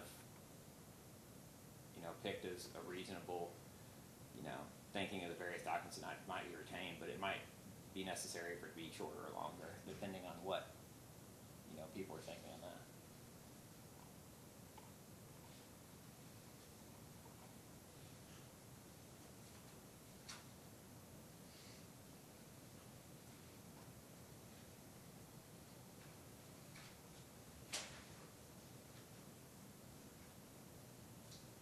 So this was deleted because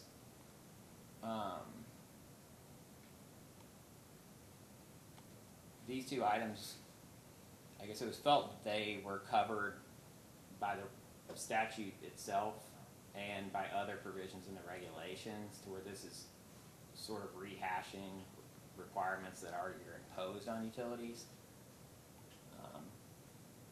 Because the definition of I think in 278, 160, you would file any change in a rate schedule, and the rate includes conditions of service and things like that. And so, and then there's also other requirements that regarding the termination of service, and it was kind of felt that these were duplicative and not really necessary to be included here. And they were kind of tossed in here with a section that relates almost exclusively to easements, and so those were eliminated, and then this section was retitled easements, so that it was clear that that's the topic that this was covering, so when people go to search for that, they would be able to find it.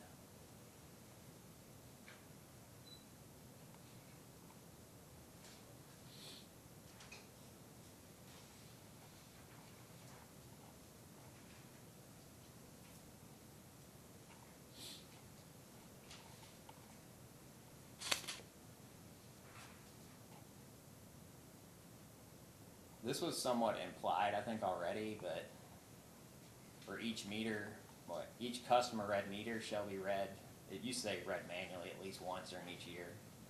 It's probably implied that that meant by the utility, but it's basically to explicitly indicate that it shall be read by the utility. And I think manually was deleted in part. Yeah.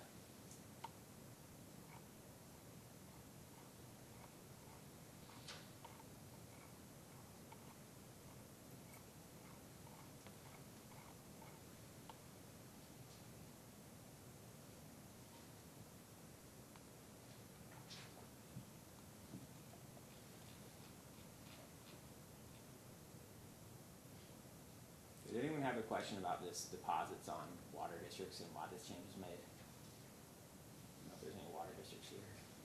Okay, I'll skip that.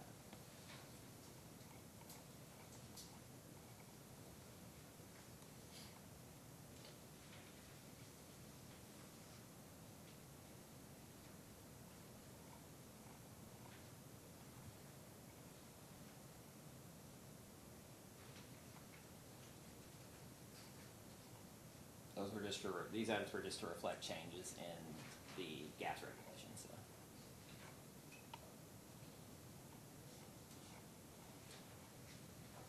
Same with this here.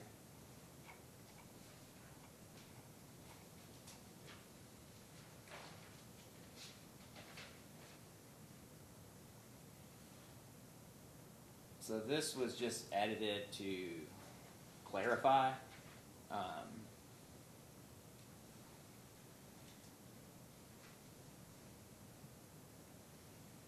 And also to eliminate some ambiguities in the regulation, because it had previously said, to draw attention to. And for one, we felt like LRC would probably question that because it's pretty ambiguous what that actually means. And so, this is requiring utilities to set up procedures designed to identify unusual deviations instead of draw attention to, so, and the reasons for the deviations. So it kind of took out some of the more ambiguous language. But again, it does say procedures designed to do that. So obviously, there's some recognition that it's not going to catch every single thing, but that should be the intent of the regulation, or the procedure.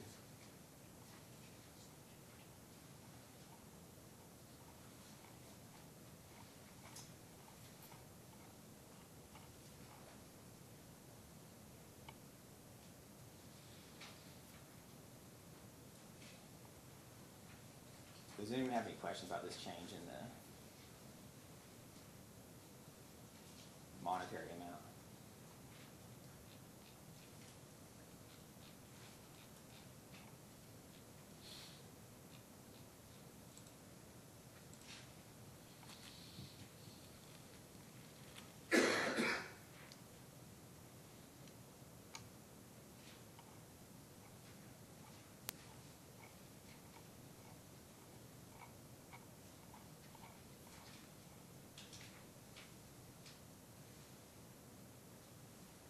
Anybody here from a small sewer company? Okay, I just want to say that this change is listed here is because we've had one or two requests for deviations from small sewer companies that that did not maintain an office or did not feel the need to. And so this is just to incorporate what the commission has ruled in some of those cases. Just want to highlight that. Is that fair to say? Yeah, like sewer utilities that are serving like 200 customers in a neighborhood. Right. Something like that.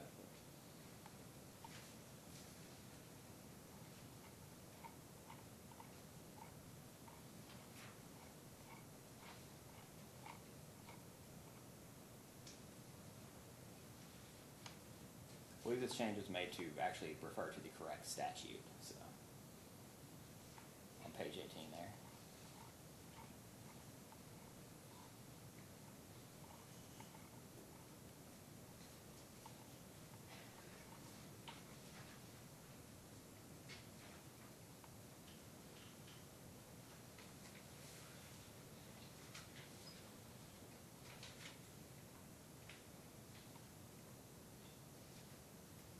So the intent of these changes here, This meter testing, right? yeah. Okay.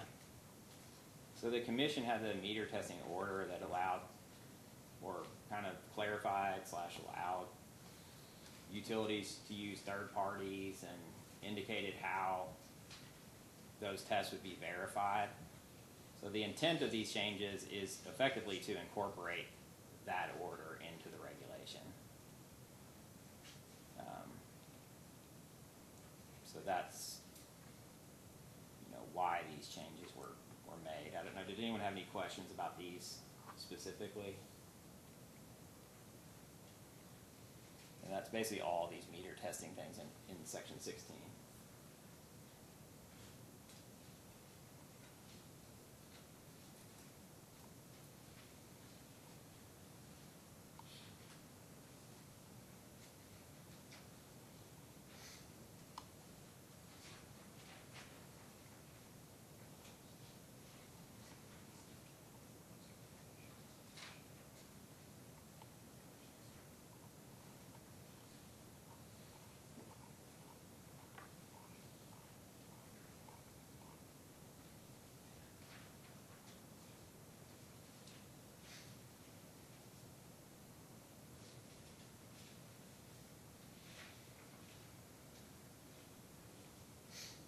So this change is intended to basically reflect that for many types of utilities, the commission doesn't have in-staff or in-house testing ability.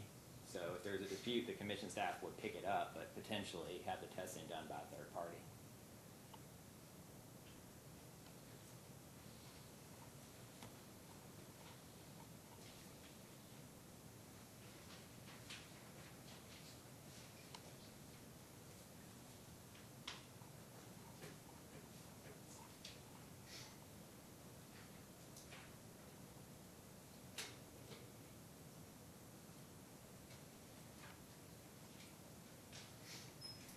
This was a substantive addition to, which I think some utilities probably already require, but effectively to require contractors to adopt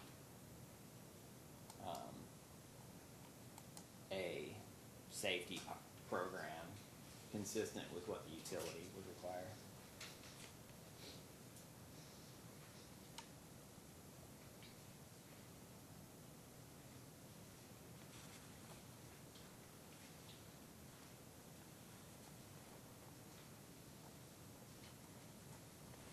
This requirement was added that all certifications associated with safety instructions that are subject to expiration must be kept on file and current. This was to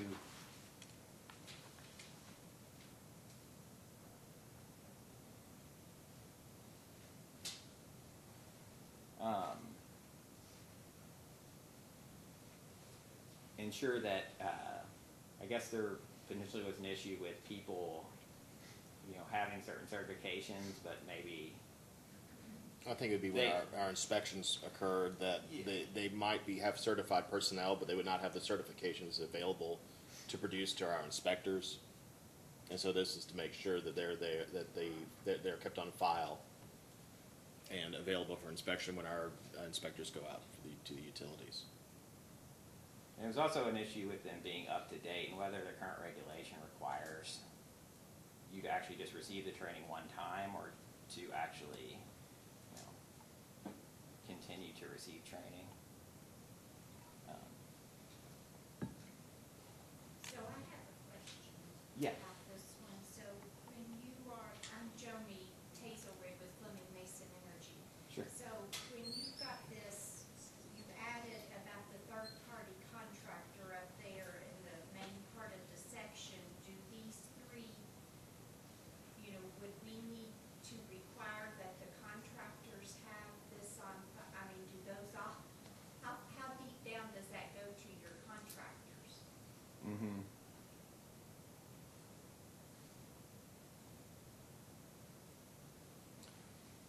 So, to clarify, Ms. Hedgerig, that, how far down, like if you have a subcontractor or a contractor that has a sub and a sub, Right, or? well, if we have a third-party contractor, are we supposed to know that they have their expiration dates on their certifications up to date? Does that apply to your contractor, I guess is my question. And Jeb, Rick, That might need some clarification. let me add additional thing, in Rick Lufkin for LGNKU, in addition to that, same thing could be talked about when we have mutual aid come on for storm events. Okay. So they're clearly a third party coming from all over. They may not have the same requirements, especially if they're out of state. Are we having to make sure we've got all of this information available? Okay, well, I would encourage you to file comments on this and highlight the difficulties that might occur. Yeah, I think that if there's issues like that, it would be something that people would be open to addressing. And, I think the utility-related services was intended to provide some, with respect to which contractors it would apply to, and perhaps that needs to be limited or more well-defined, also. Because I think the intent is, for it to apply to, obviously not every single contractor, but certain contractors that perform, utility type work.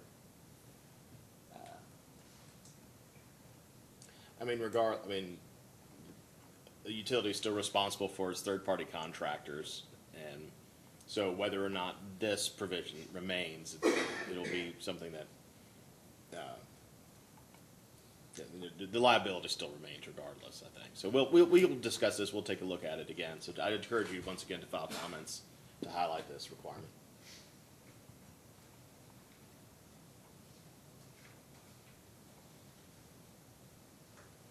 Jeff, it's Judy Cooper. Yes. Columbia Gas, and this is really maybe down in the weeds, but I'm gonna ask it anyway. On the safety program number 3, instruct employees who in the course of their work are subject to the hazard of electrical shock, asphyxiation, drowning, and acceptable methods of artificial respiration.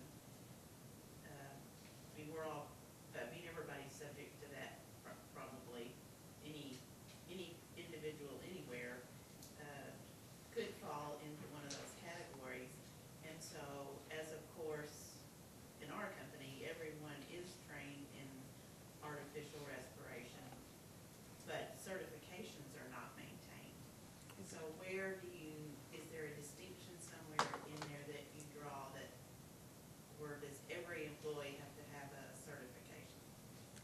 don't, I'm just talking off the top of my head. I do not think that it would be for every single employee to have a certification.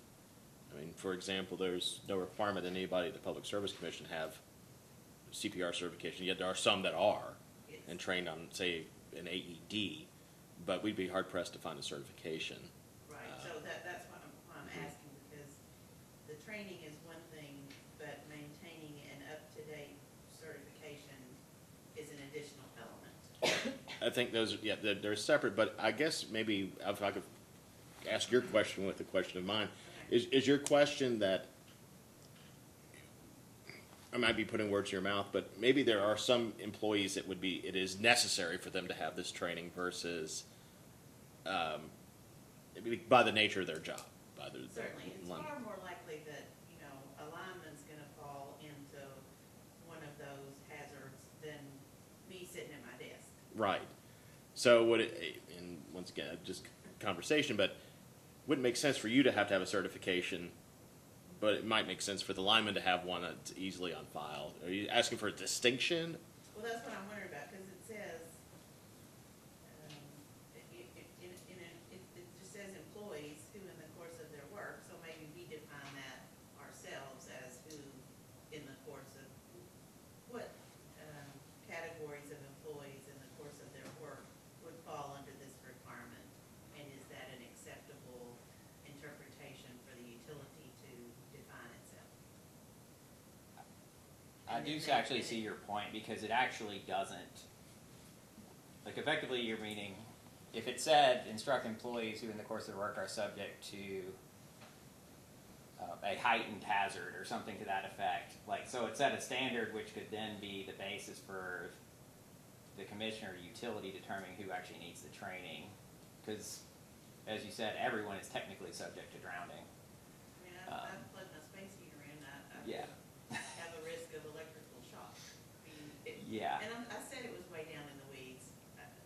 Maybe it's not relevant, but yet someone, if it's in the regulations, someone could go down in the weeds at some point in time. So just trying to think more broadly. No, that is a good point, because depending, I mean, I think we would interpret it along, you know, that we would think that we would have a reasonable interpretation, Right. but we may not always be employed here, and there might be different commissioners or inspectors. I understand that. That's a very good point. So once again, I encourage you to follow up with a written comment on that. Thank you. And we have tried to fix things like that. Like, I think that's one of, like, because there are some things that if you actually read it as it's written, it would be effectively like a mandate, or so broad that it would be, you know, somewhat ridiculous. But as and maybe the commission hasn't, you know, necessarily enforced it in that manner, but if you actually did read it and did enforce it that way, then you would be required to do that. And I think that's one thing that we've tried to fix in certain times. So yeah, if you do have a you know, comment on that, I think it would, you know, or a proposal, it would probably be helpful. I think my question certainly falls into that. You know, I would think that that would be an unreasonable, extreme interpretation. But as you pointed out, somebody different might read it differently somewhere down the road. And I'll say that, you know, we undertook this regulation review. Well, I will say the commission from time to time has undertaken regulation review, and not much has come to it. This is the first time where we're going through all of them, but it's part of the previous governor's red tape initiative. So unless it's necessary, unless it's something that in the commission's, you know, commission staff's experience needs to be changed, the idea is not to make any additional requirements or burdens on the utility with these changes. I mean, there might be one or two, so don't get me wrong, but the idea is not to, is to, if at possible, alleviate those that are regulated for some of these. Thank you. I appreciate your attention to this detail. It's in the weeds, that's it. No, that's where we thrive. And I kind of scrolled ahead, I'm sorry. There wasn't really anything in between what we were just discussing. This is getting into like specific inspection requirements for utilities.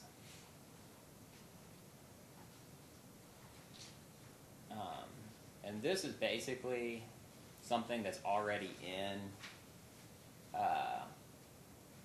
the sewage utility. So in 06, there's actually some specific inspection requirements for each utility or each type of utility. And there's discussion of one, moving each of those to the specific utility category regulation, like moving the electric to the electric and the water to the water and the sewage to the sewage. Currently, there's a lot of them are in this 006, and ultimately the determination was to at least propose, and whether or not people have comments one way or the other on that, just moving the sewage to 006 and deleting it from the sewage. But that's what basically this is. So this brings it in where every utility has, it's kind of a general just inspection requirement for each type of utility, and that was included here. And the language, the content didn't really change, but it was language consistent with the other types of utilities with use. So.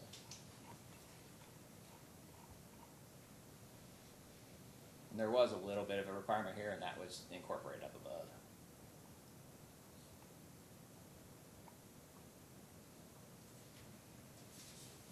So this incidents was removed and put in, or accidents was removed and converted to incidents because accident is not really defined, and I guess inspections would want to know of, basically the idea is that anything that's sufficient enough that it resulted in damage to a certain extent or the loss of service should be reported, regardless of whether someone might define it as an accident or some other type of incident, even if it's someone intentionally, vandalizing equipment or something like that. And so that's why this was changed from accidents to incidents, so that those type of items would be reported as well, even if it's not technically an accident.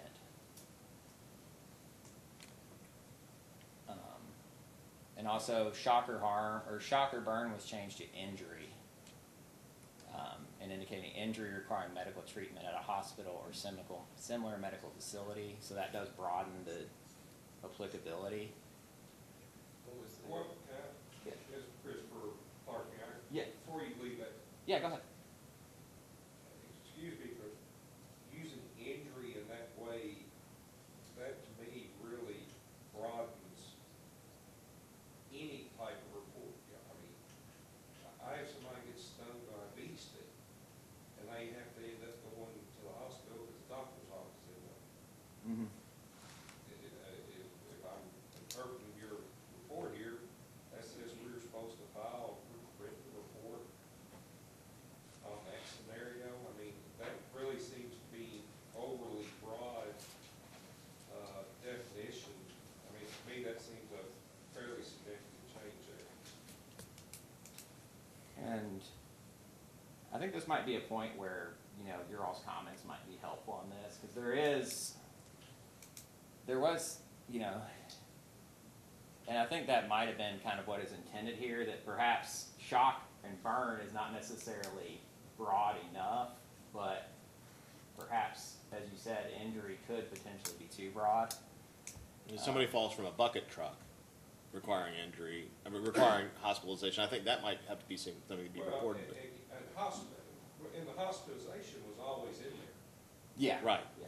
But let's say somebody, I had somebody hurt their hand earlier. We ended up having to take an emergency room because nothing's broken, their treatment consisted, I think, take 2 ibuprofen. Right. And with your statement earlier, if you leave it that way, then y'all are gonna get flooded with incidents that I really don't think you all want us or you all to be taking that time. Right. And so let me paraphrase just so we can get this on the record. Your concern about changing shock or burn to injury is that that requires medical treatment or hospital, or that it could be too broad. It could be a bee sting or somebody hurts their hand that doesn't necessarily require hospitalization, but the similar medical treatment's not available, and that we will be inundated with these reports. Yeah, because we have crews that are working outside normal business hours for, say, Right. Like the instance I played, think about, it was on New Year's Eve. Now, we were working, it just so happened the doctor's office wasn't open on New Year's Eve, and that's how we ended up having to go to the emergency room. It's Like I nice said, one it in was like Clark, an yeah. injury that really would require, takes a couple ibuprofen. No, and that is a very valid concern, and that's why that's the exact purpose why we're having these meetings. You know, I get copied on every day. The cabinet sends around an email detailing anybody who's been injured, and I mean almost any minor, bee sting, dog bite, tick bite. One time it said somebody tripped over their own shoelaces. No, they tripped over somebody else's shoelaces. And I've never got a satisfactory answer, but nonetheless, that's something that they had to report because somebody tripped over that. So I can understand that's to highlight, all the, there should be maybe a level. But I encourage you once again to file comments on this because if we can't answer it right now, then maybe we certainly need to be thinking about it. Are there any other questions on this or any other comments?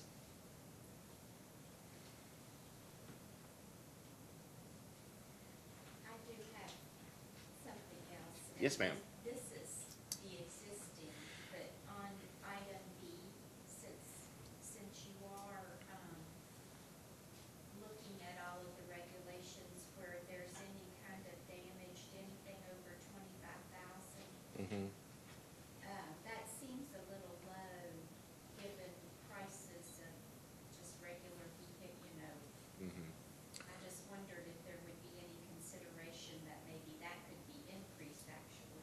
Okay, so Ms. Hazelrig, your comment or question is that here where we said the commission has a limit, an existing limit of $25,000 minimum limit for potential or actual potential property damage, is that number too low given that prices continue to rise? And this was written probably many years ago, since you're looking at. All right, well, we will take that under advisement. We'll take a look at that. And once again, I encourage you and your written comments to follow up with that. So thank you. I think it'd be helpful too if anyone comments on these, like suggesting what an actual reasonable amount would be and kind of why, because that might be something that we don't necessarily have the information on, and it would allow the commission to evaluate that maybe this should be increased. Because I don't know if that 25,000 was put in there in the 80s. It might have been, which obviously 25,000 in 1980 was a lot more than it is now.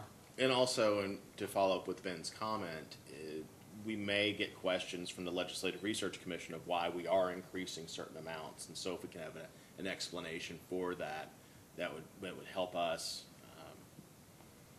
along this process.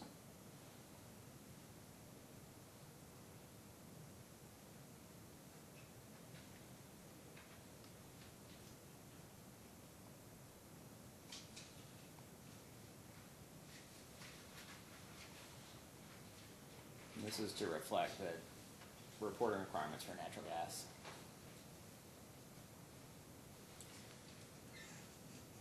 I want to point out too that we're making standard changes. I think, or generally, we're trying to make standard changes to the language requiring or for requests for deviations from the regulations. I think the Legislative Research Commission has kind of cracked down on. It used to be for good cause shown, the commission may grant deviations, and now there's more specific language that's included in there. It's not intended to change the standard, but it is to the language changes are necessary so that the LRC allows the reg to go into effect as it's written rather than come back to us. Is that a fair statement to say? Yeah, and we changed the language in what it used to be 01, that needs to be 02 now, and we've attempted just to refer back to that every time, but there's a potential that LRC won't let us do that, and if that's the case, then we would just effectively take the language in 01 and kind of bring it through to all the regs, and I think the language in 001 was based on the language in the deviation language that was added to the gas regulations. And when they did the gas, I think they attempted to keep the old, just good cause shown deviation language, and LRC basically said they couldn't do that and made them change it to that more specific language that's currently in the gas regulations. And so that's sort of what we were anticipating them doing here, and we're kind of preempting that. And so yeah, and then this refers to specific, you know, basically it says you can request a deviation except here, and if you're going to do it as in 001 using that standard. He said, yeah, that changes to the extent that you get frustrated with the commission making you cross your T's and dot your I's. We might share the same with the LRC when it comes to making language changes and the regulation. Just there's always a bigger fish. And the changes down here are just for water utilities with respect to water loss reporting in the annual report. So, did anyone have any other questions about 006 before we move on to 11?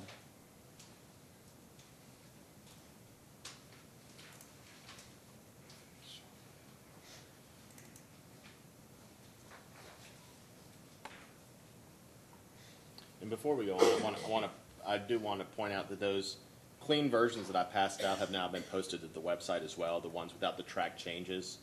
So what it's to reiterate, it's what the regulations would look like if you removed all the track changes, so that they're available for you to dispense with inside your company or entity.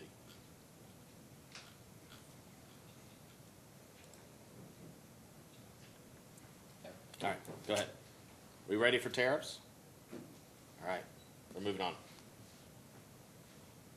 Okay, again, these definitions are just definitions that are moved to the primary definition section. The other definitions are either definitions that are only used in this particular regulation, so we felt there was no need to actually include them in the main section, or including in the main section would have created confusion with respect to other regulations, so we just put them specifically in this section. But we tried to move as many as possible to the primary section.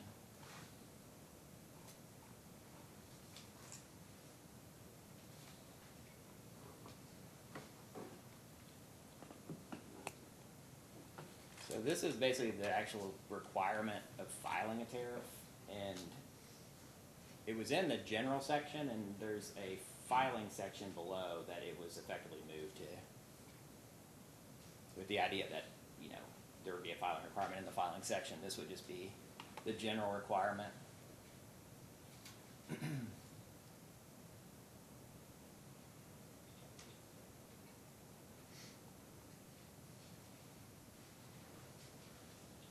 So there was a requirement that the tariff be submitted in portable document format capable of being viewed with Adobe Acrobatic Reader, which was an addition, I believe.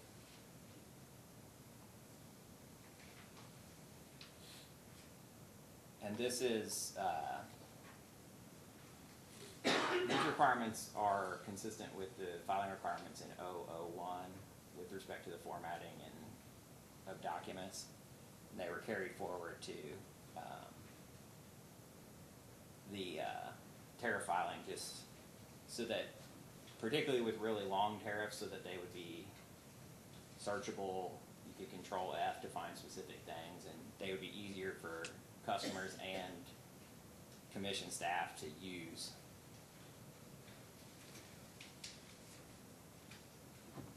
And this number 2 here, it won't come up that often, because generally if you're filing a request for a rate increase, it's going to be done through the general rate application section in 001, which already includes some requirements similar to this, but there are apparently some instances that don't come up very often in which there is simply a tariff filing done with respect to some sort of like non-recurring charge, and this requirement just requires, instead of filing the spreadsheet, that you actually file the Excel, because in almost every case, commission staff immediately request the Excel.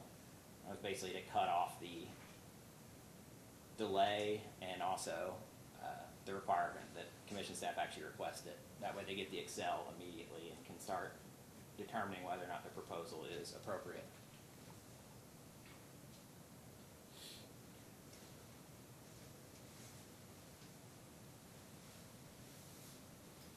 So this requirement, the Terraform 2,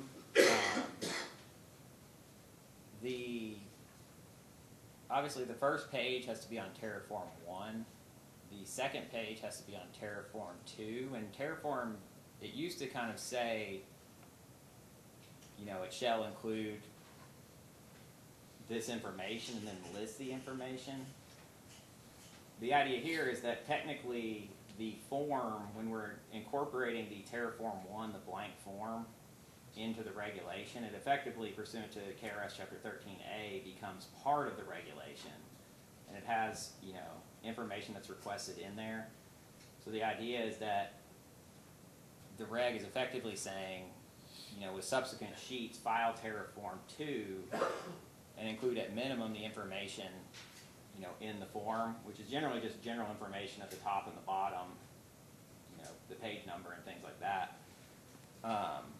And then in the body, you would actually include, you know, the actual rates and conditions of service and things like that. But this was basically the actual requirements in the reg were deleted because they're already in the Terraform 1 and that's incorporated. So it just refers to Terraform 1 and say, for all subsequent pages, use that form.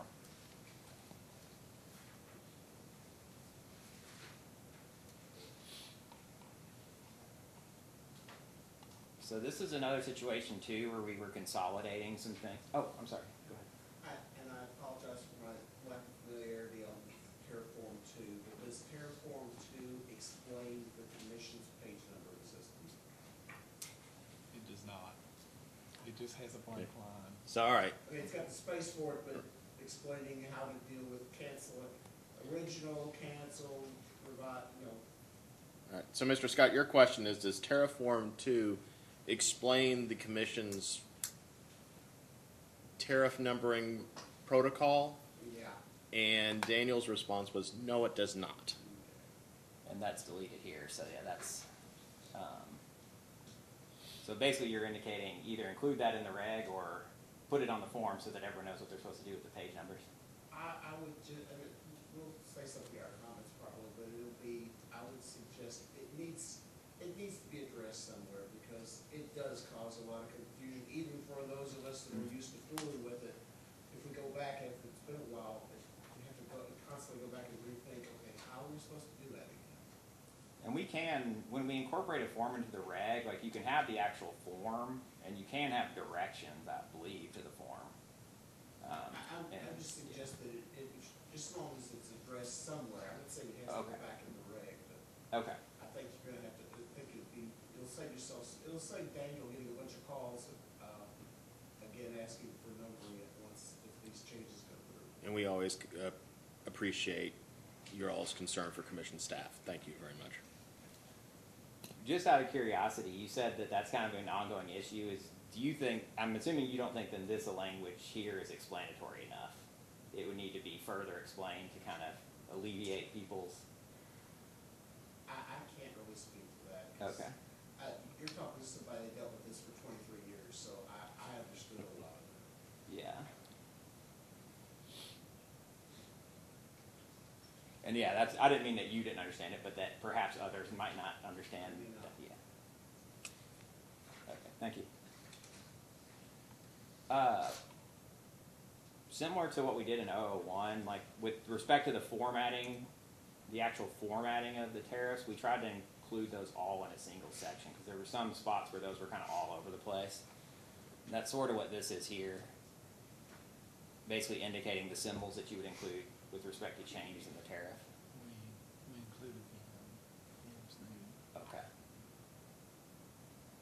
Oh, M was added, obviously to signify that something was moved from another page.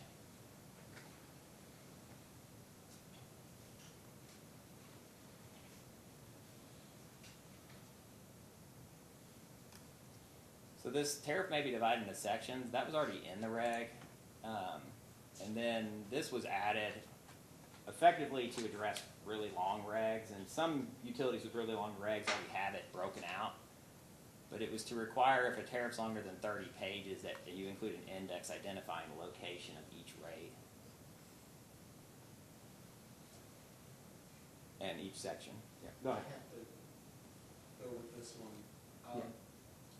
If this change were to become effective, how quickly would the commission expect utilities to comply? So your question is, Mr. Scott, if this regulation would become effective in terms of requiring an index for tariffs longer than 30 pages, by when would the commission want it? As written, obviously, you know, that's something that might need to be addressed. So perhaps, you know, either you could do it with, I mean, I think we could address that in some way, whether or not it's 90 days or when you make your next tariff filing or something to that effect. So That might be the Yeah. fairest, to be the next tariff filing, and Yeah. the next time, rather than just, I'm just thinking about the utilities and our tariffs branch getting in a bunch of new tariffs the moment this regulation goes into effect, and then having to double check that they comply. So I once again encourage you to include this in your written comments, and also will be cognizant of this. So thank you.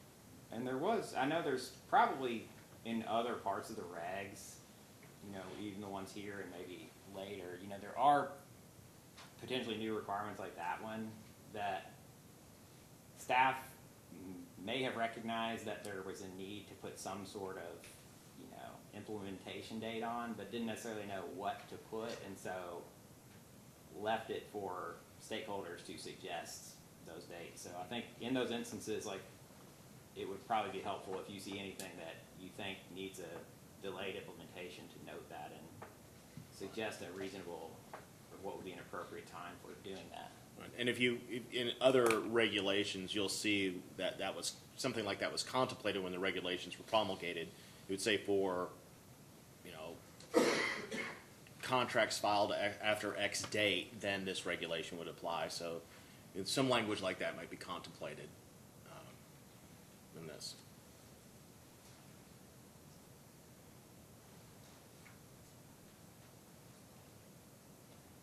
Okay, so this is the contents of the schedule.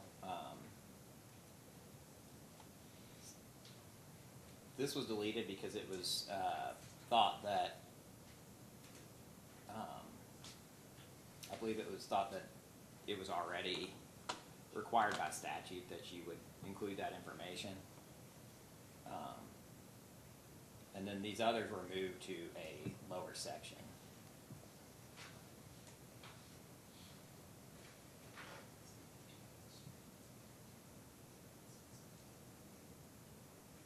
I'm sorry, this was also deleted because down here, so you have this here, in addition to clear statement of all rates. So if you go down here, it already kind of breaks out all this stuff. So the idea was that basically that those were duplicative of one another. So the following information shall be contained to show each rate schedule if applicable. And then it shows the territory served, which was already addressed up in the other O1. And then the specific breakout of the language in the subsections, which is brought down and included in this, so that that requirement wasn't in there twice.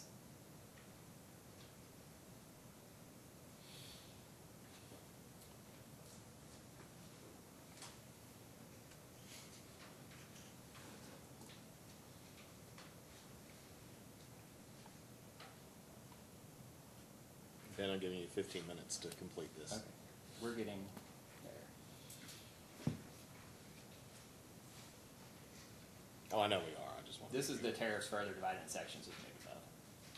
Okay, so the filing requirements, the filing requirement above that basically said it was in the general section, you had to use the tariff filing system, was effectively moved down here to section 5. So it's essentially right here. So it starts out with the same information. You know, each tariff filing shall include a cover letter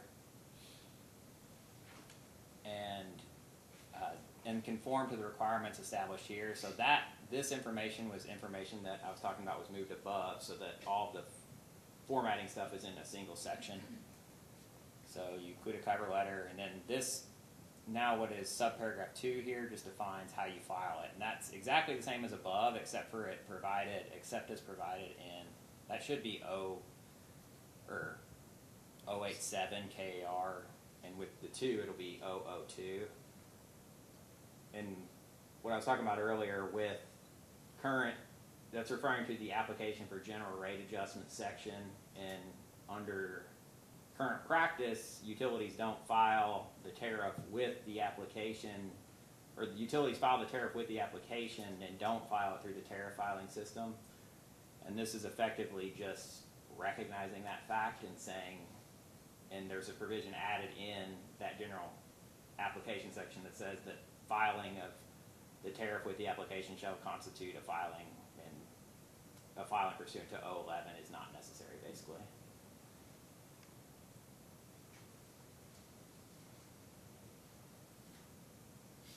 And this, because technically other filings would be tariff filings, including the filing with the general rate adjustment, this was edited to reflect that this determination of when something's deemed filed is only applicable to tariff filings filed pursuant to this regulation, as opposed to the filing of a general rate application. There's specific requirements that indicate when a case is filed, and also indicate when the tariff that's filed with the case would be deemed filed, so that those filing requirements would only apply to the general rate application, and then, or other cases in which tariffs are filed, and then this would apply to tariffs filed pursuant to the tariff filing system. And this up here, it only refers to the general rate application section, but potentially additional, because if you're filing an ARF and you're filing a tariff with the ARF, potentially, you know, that needs to be included here too, because the filing of the ARF with the tariff would be the filing of, so that if you all identify, you know, other instances in which tariffs are filed under different regulations, then it might be appropriate to include them in this section as the exception.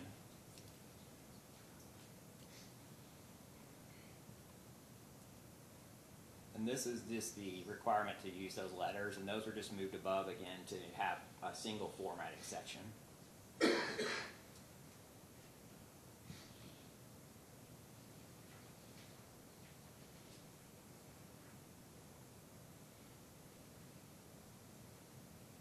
It's Judy Cooper at Yeah. Big S. I have a question. Go ahead.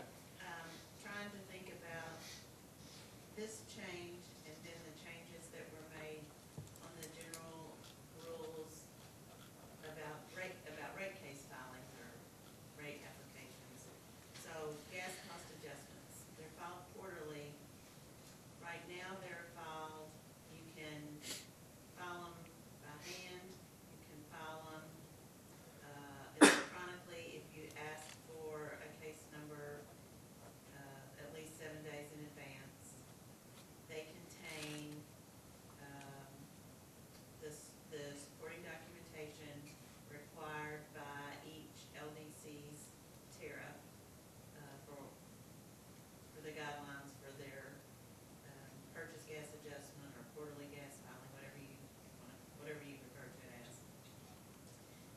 So should those be, and right now they're assigned a case number, but should those be filed in the future under the tariff filing electronic submission?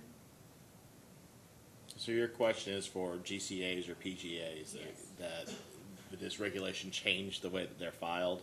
Right. Then you'd have to file the tariff sheet. I don't think, I can't figure out where it, I would fits. I would just ignore the effect on the GCAs and PGAs and just continue to file them the way you do. Okay. Those are established by, you know, commissioner order or tariff already, so I would just continue to do so the way that you're doing it. My concern is that the filing requirement changes. No, I understand that. Yeah. Once again, I encourage you to follow up with a written comment so that we can clarify that if necessary. But the PGAs and GCAs are they're a creature unto themselves. Right, okay. And I'm not super familiar with like the gas cost adjustment, but I don't know if it's, because it'd be one thing if it's an actual change in the tariff versus providing costs to be reflected pursuant to an existing tariff. It adjusts the amount that is billed to the customer pursuant to a procedure that is set forth in the tariff and approved by order.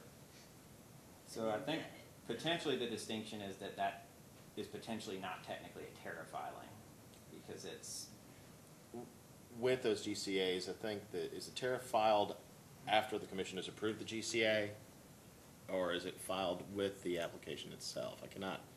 I can't remember. I only see it on the back end. I don't see it on the Yeah, front I end. don't know, different utilities may do it differently. We file with the application. Okay. Well, let's pretend that this doesn't affect it. Okay. All right.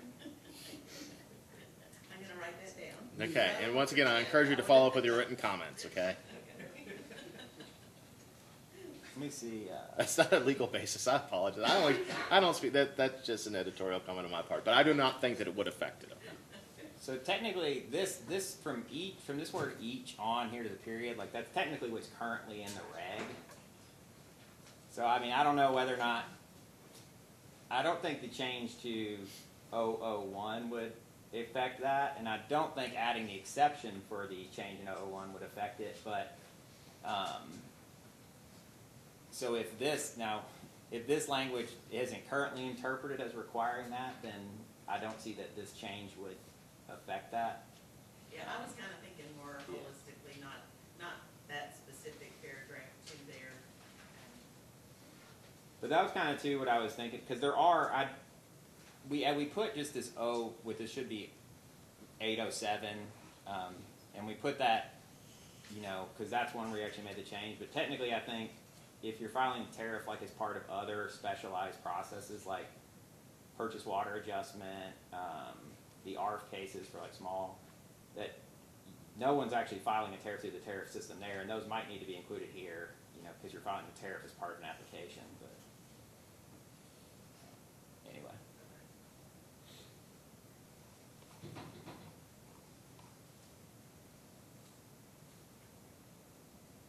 So this is the notice requirement that was discussed earlier that is included here and was included in 001, and it was updated to say no later than the date of the tariff filing or the application. And basically these updates were to reflect, I guess, there was a concern that if you just said tariff filing that people wouldn't realize that it was referring also to the applications for general rate adjustment, so it's the date of the tariff filing or application was added there. And then up here, obviously, it has a limit. A utility shall provide notice if a charge, fee, condition of service, or rule regarding a provision of service is changed. So that still applies, obviously. But if there's an application for adjustment of rates, then obviously it would fit into that category. In a prominent manner. Oh yeah, there was an addition on the website that it be posted on the website in a prominent manner. And that was to address some concerns about maybe people putting it on their website but not necessarily even referencing it, anywhere of note, and it's up there but no one actually sees it. And obviously if people think that needs to be defined in some other manner, then, suggest that. But it's basically to make sure that at least it's in a place people actually see it.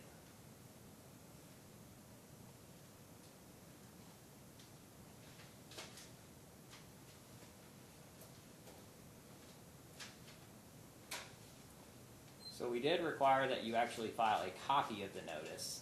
That was a change too. Which most people already do that, but I think some people don't.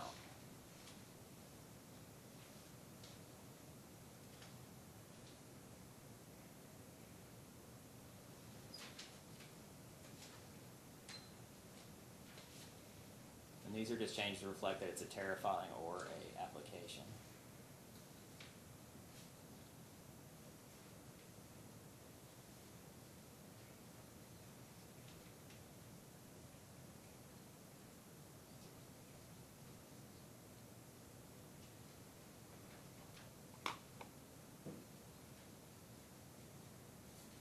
this change in the notice, there was this change.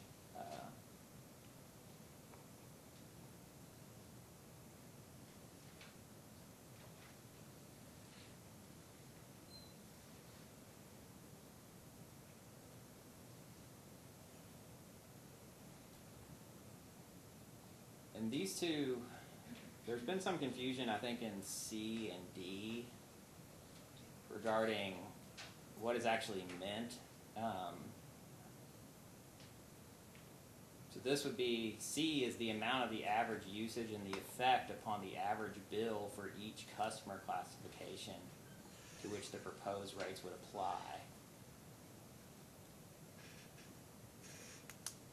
And then the amount of the change requested in both dollar amounts and percentage change for each customer classification to which the proposed rates will apply. And I think most people have interpreted C as being the total revenue change attributed to different customer classifications, or at least some people have done that. And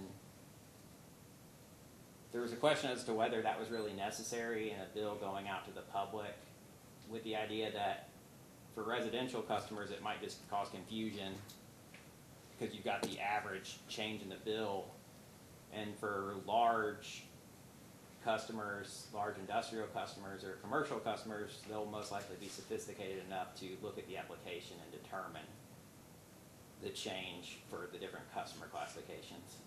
So that's what that change is reflecting.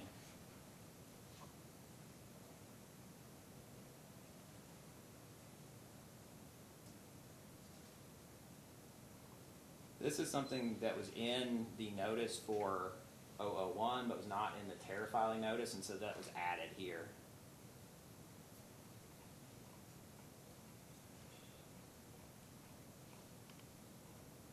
So it was a change because the AG's email address was actually, we think, somewhat wrong. So, potentially. I think they updated their email address.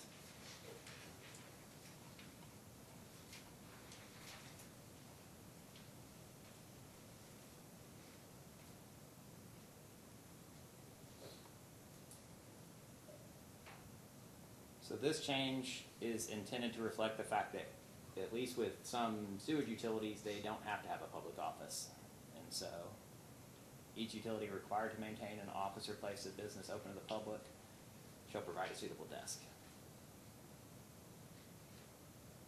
So this was a change for special contracts because there's some special contracts are filed pursuant to, or filed as a tariff in the tariff filing system, and then sometimes people file them as an application for approval.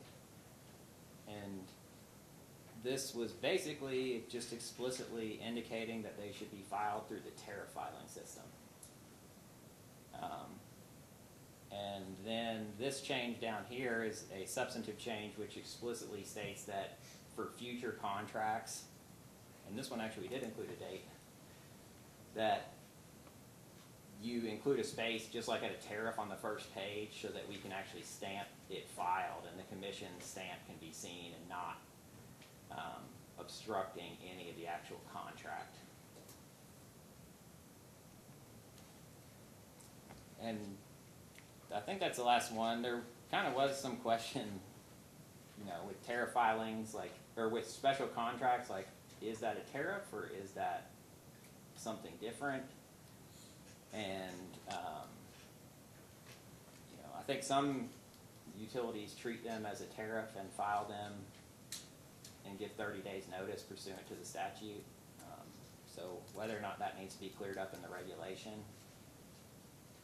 you know, I don't know.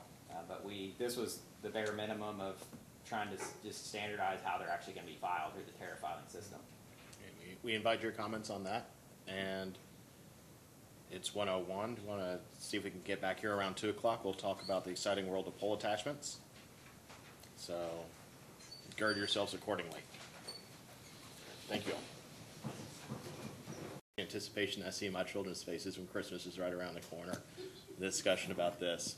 So I'm actually going to turn it over to Ben Bellamy to kind of give an overview of where the commission's coming from on this, what our thoughts are on it, and then we will open it up for questions rather than go through line by line.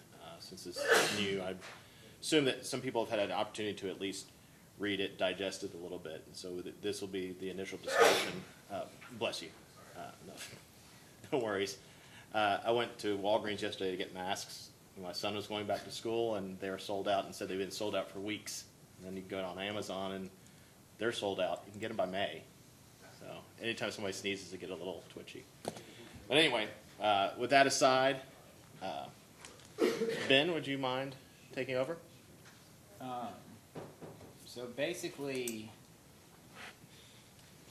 obviously we had like a pole attachment regulation in 006 that was very short and small and technically only applied to cable utility attachers. Though the commission has some staff opinions and then some orders that indicate that the commission's jurisdiction and the applicability of the pole attachment regulations has a broader scope. But I think, as probably a lot of y'all know, like generally issues with pole attachment would have been addressed through cases and tariff filings, and some utilities have really short tariffs with respect to pole attachments that generally just state the price in a couple other terms. And some utilities have incredibly broad tariff, pole attachment tariffs that largely adopt portions of the FCC regulation that governs tariffs, or governs pole attachments. So this regulation was kind of intended to, for one, modernize the commission's pole attachment regulation to bring it in part in line with the extent to which the commission is currently exercising jurisdiction over pole attachments beyond basically cable attachers, and sort of bring it in line with what is the FCC is currently doing. And I think more than any other regulation, the idea with what is proposed here is that this was kind of a starting point for a discussion, because the existing pole attachment regulation effectively doesn't have really any substance to it at all. And so that's kind of, you know, the idea behind it. With respect to some utilities, obviously if the commission doesn't have jurisdiction and doesn't regulate pole attachments, then that responsibility would automatically defer to the FCC, and those utilities would be subject to the FCC regulation anyway. So the reason that this is being proposed along with 006 is that we're deleting it out of 006, and you know, if we don't have regulations actually governing it, then you know, the jurisdiction would refer back to the FCC, which recently has been you know, moving, you know, quickly to favor, you know, really quick pole attachments. With that being said, this regulation is based on the FCC regulations with some edits. So if you go through, largely you can tie it. The FCC regulation is, let me see, just so you all know the reg, it's 47 CFR section 1.1411, and that's the primary FCC pole attachment regulation. And this regulation, there's some surrounding regulations too. They have like definitions and things like that and some other requirements. This regulation incorporates, basically brings in the FCC regulation, except there are portions of it that probably make the regulation less favorable to attachers than the FCC, because the FCC has sort of even more stringent requirements than are included here. I think one of the major changes as compared to the FCC is, for one, the FCC talks about making pole attachment rates available to the public. This requires an actual tariff filing consistent with this regulation, which the current reg also requires a tariff filing for pole attachment regulations. The primary substantive change here, because this doesn't address the rates that should be charged for tariffs or anything like that, other than to say, you know, that it would be reasonable and things like that. is obviously the procedure for new attachers. That's really the main substantive change in this. So it's effectively requiring to file a tariff consistent with the reg that includes provisions, you know, of how the commission and how utilities would address requests for new attachments to utility poles. And you know, like I said, that it's very consistent. You can match up some of the provisions, you know, right with the FCC regulation, except that there are places where, you know, we made it probably less favorable to attachers. Again, with the idea that this is kind of a starting point for, you know, people's thoughts on, you know, what the commission should do and the extent to which the commission should exercise jurisdiction over these particular attachments. Did anyone have any questions regarding any specific sections?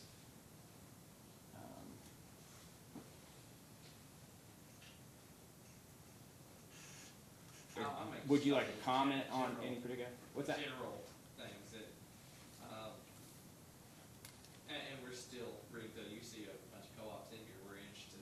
Yeah. You know, we certainly, as a broad, Wait, do you have several comments? Because if you No. did, I just wondering if you do, it might be better to get it on the microphone or. well, it's come just up here. kind of a broad. I'm just saying, you might want to just sit up here so it'll catch you. And Yeah, I'll just stand right here. All right, thank and, you. And it's not, it just in general, you know, one of the things that we're always concerned about is safety. Mhm. You know, as we're addressing this, we want to certainly make sure, as we're going through these make-ready provisions, that the safety, you know, as an electric utility, you know, when you're talking about getting into our space, you know, that procedure and process, we want to certainly make sure that's done well, appropriate, and as we're making these make-ready work, that safety is a priority. That as we've read through this, that's certainly something we're concerned about. You know, we're still reviewing timeframes and a lot of that complex procedures and stuff like that. So that's another thing that and Chad, that was what we were wondering, is just to have time to really review and make sure our comments are appropriate. right, and I was thinking April 17th is the deadline for comments. So I think that'll. And that seems like an appropriate timeframe, Okay. as we review and take a look and April 17th. yeah, so in general, we just want to make sure that a couple of those things, you know, that there's time for us to make the comments appropriate, you know, the complex timeframes in this to make sure that we understand them and they work, and then we'll certainly comment on safety-related issues as make-ready and one-touch make-ready. That's something that we've always been concerned about as we go. But that does lead to other complications in rural systems, Right. where timely movement of attachments, when we're moving poles and infrastructure being relocated, those will certainly be comments that we're concerned about as well. Because correct me if I'm Yeah. wrong, and probably chances are I am, but if Kentucky were not a reverse preemption state, for a normal utility, the jurisdiction would fall to the FCC, but cooperatives are exempt from the FCC regulations. Is that correct? Yes. Okay, so- That's one that another reason we're interested Okay. in this process and procedure. All right. Yeah. I was just double checking on that. Of course. That was, yeah. You may hear about that. I might. Yeah, Okay. you might. Very well. Once You again, April 17th for Yeah. written comments. I guess. Okay. All right. Thanks. Thank you. Yes, sir, Mr. Lovekamp. Yeah, I think for LG and KU, clearly we'll be looking at this compared, since we've had our tariffs pretty extensive, as you're referencing some are. So we'll be looking at this and comparing how it relates to changes to that, and then clearly, kind of like one of the questions earlier from their session is, if this regulation goes in, you know, is approved, and what does that mean for our tariff, timing of those kind of things too, where our tariff may not line up now with this regulation that has been approved. And it's my understanding while we're drafting it that LG&E's pole attachment tariff, I mean, it was updated, what, in the 16 case? 16 and then in the 18 18 case. case, it was a reference point for some of the drafting in this. So, and because I thought it would held up pretty well. Some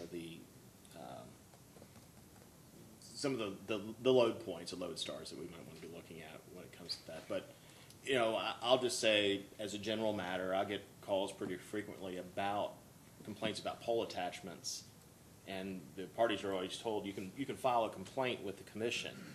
And their response is, well, that'll take too long. And so they kind of back off. We've had one complaint case, and it's still open here, between Windstream and MetroNet in Lexington. And that's about the first time that a pole attachment complaint case has come to the commission since, I think it might have been Ballard Telephone and Jackson Purchase back in 2004. And that's one of the reasons, though, for the regulation is to hopefully provide some sort of guidance for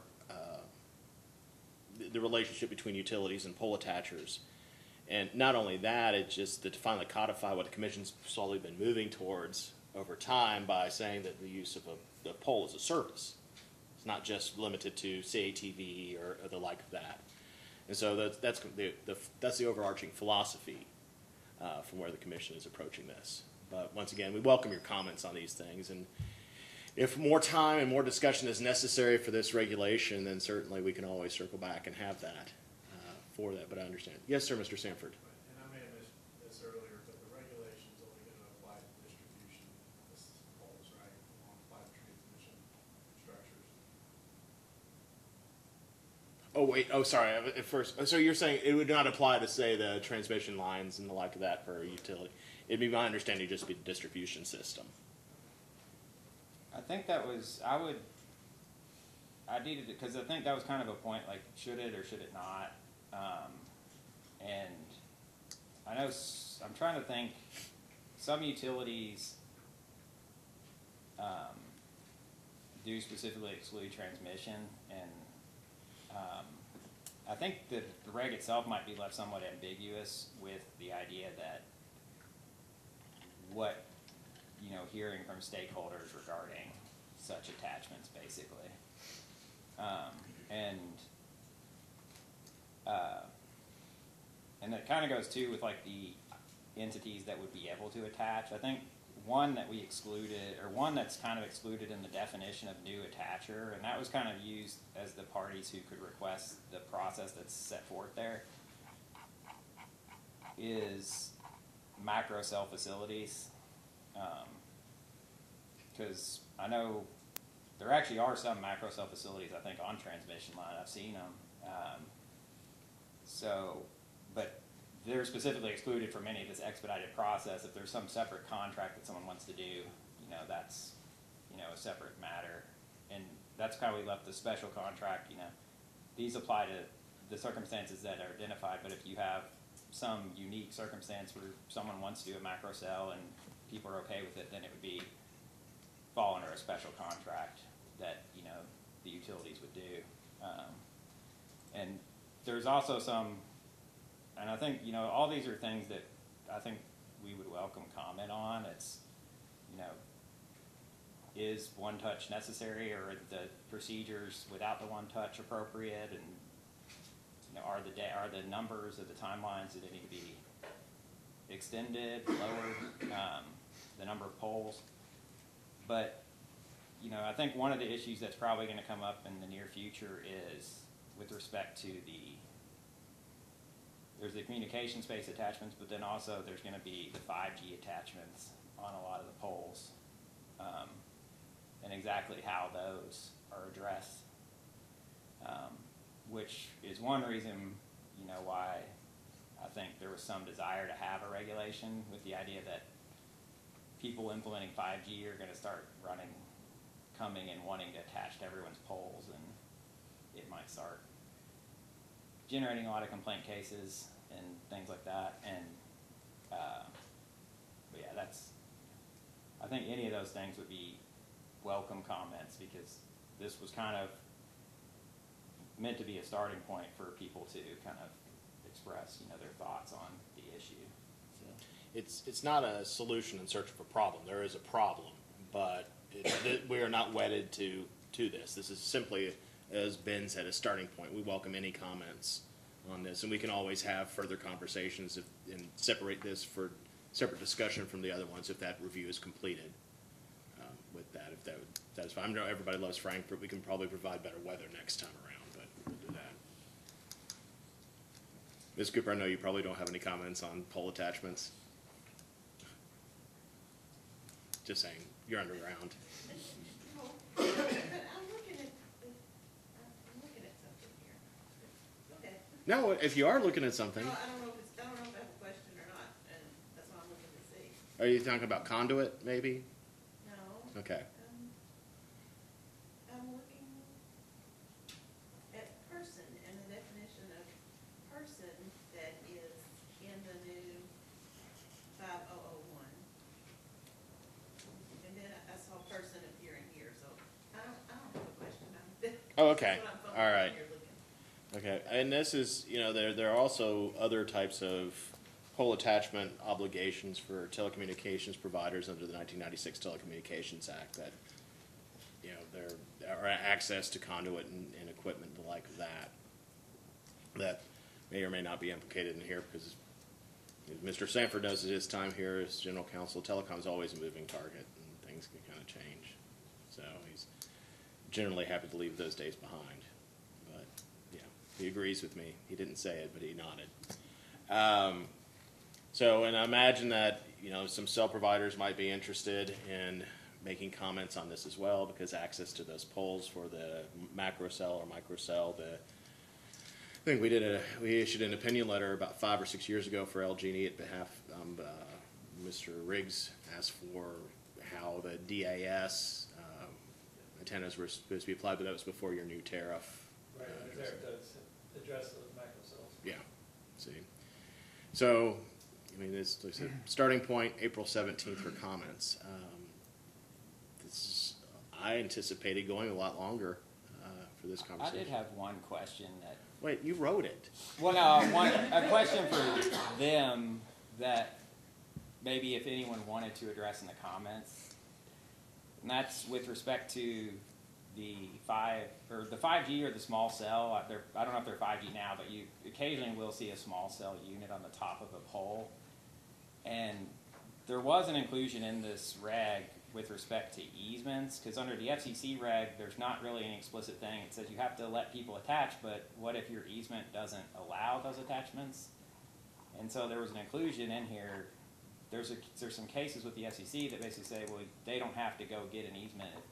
The other party would have to get the easement. Wait, when you say they, the utility. The utility would not have to. So there was a inclusion in here basically saying that there'd be no obligation to go get an easement if the current easement wouldn't. You'd still have to address the attachment, but the other person would be responsible for going out and negotiating an easement with the current property owner.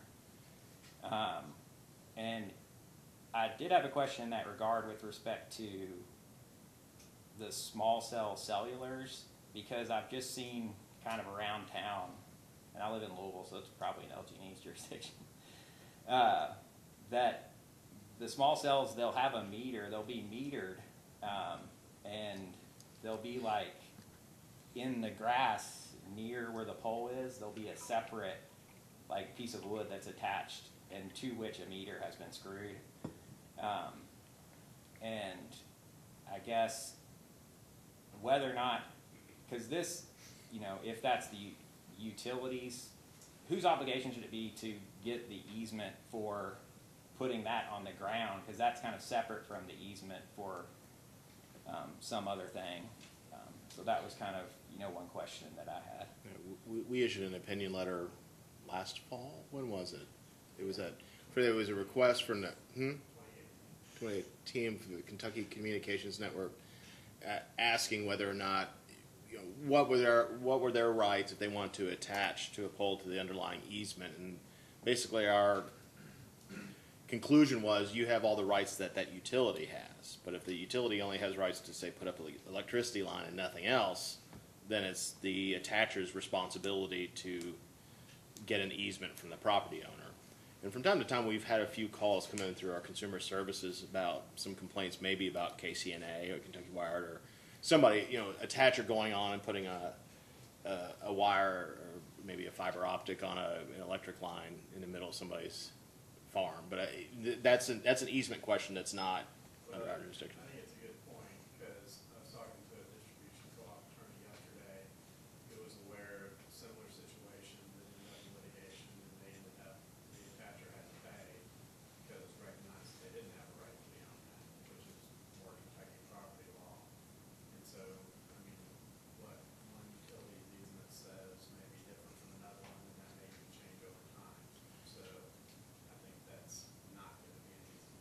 No, it won't be, but that's why I think we would spell it out that, just because you have a right to attach doesn't mean you have you only have a right to whatever the underlying easement is, and if it's not broad enough to include the attachment, then you need to go, either you can attach to that pole, or you have to go get an easement from the property owner.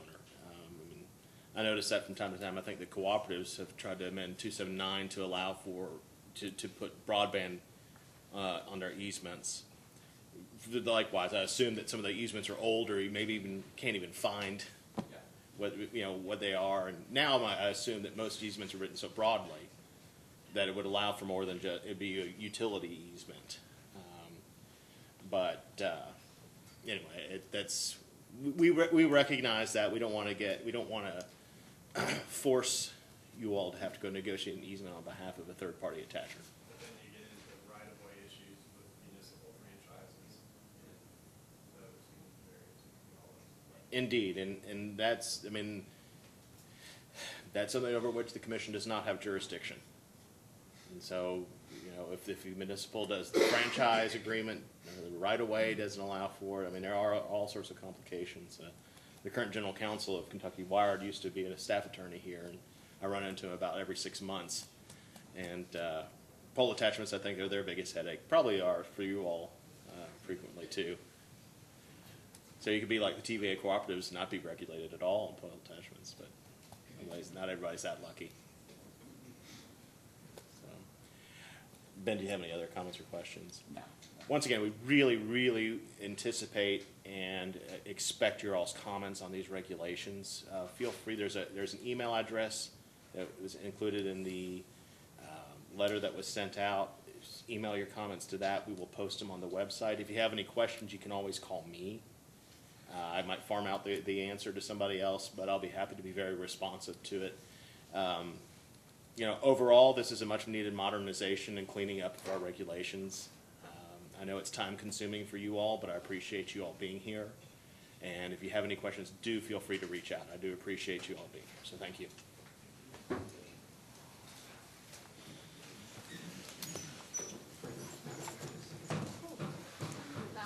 That was Painful. I didn't expect that.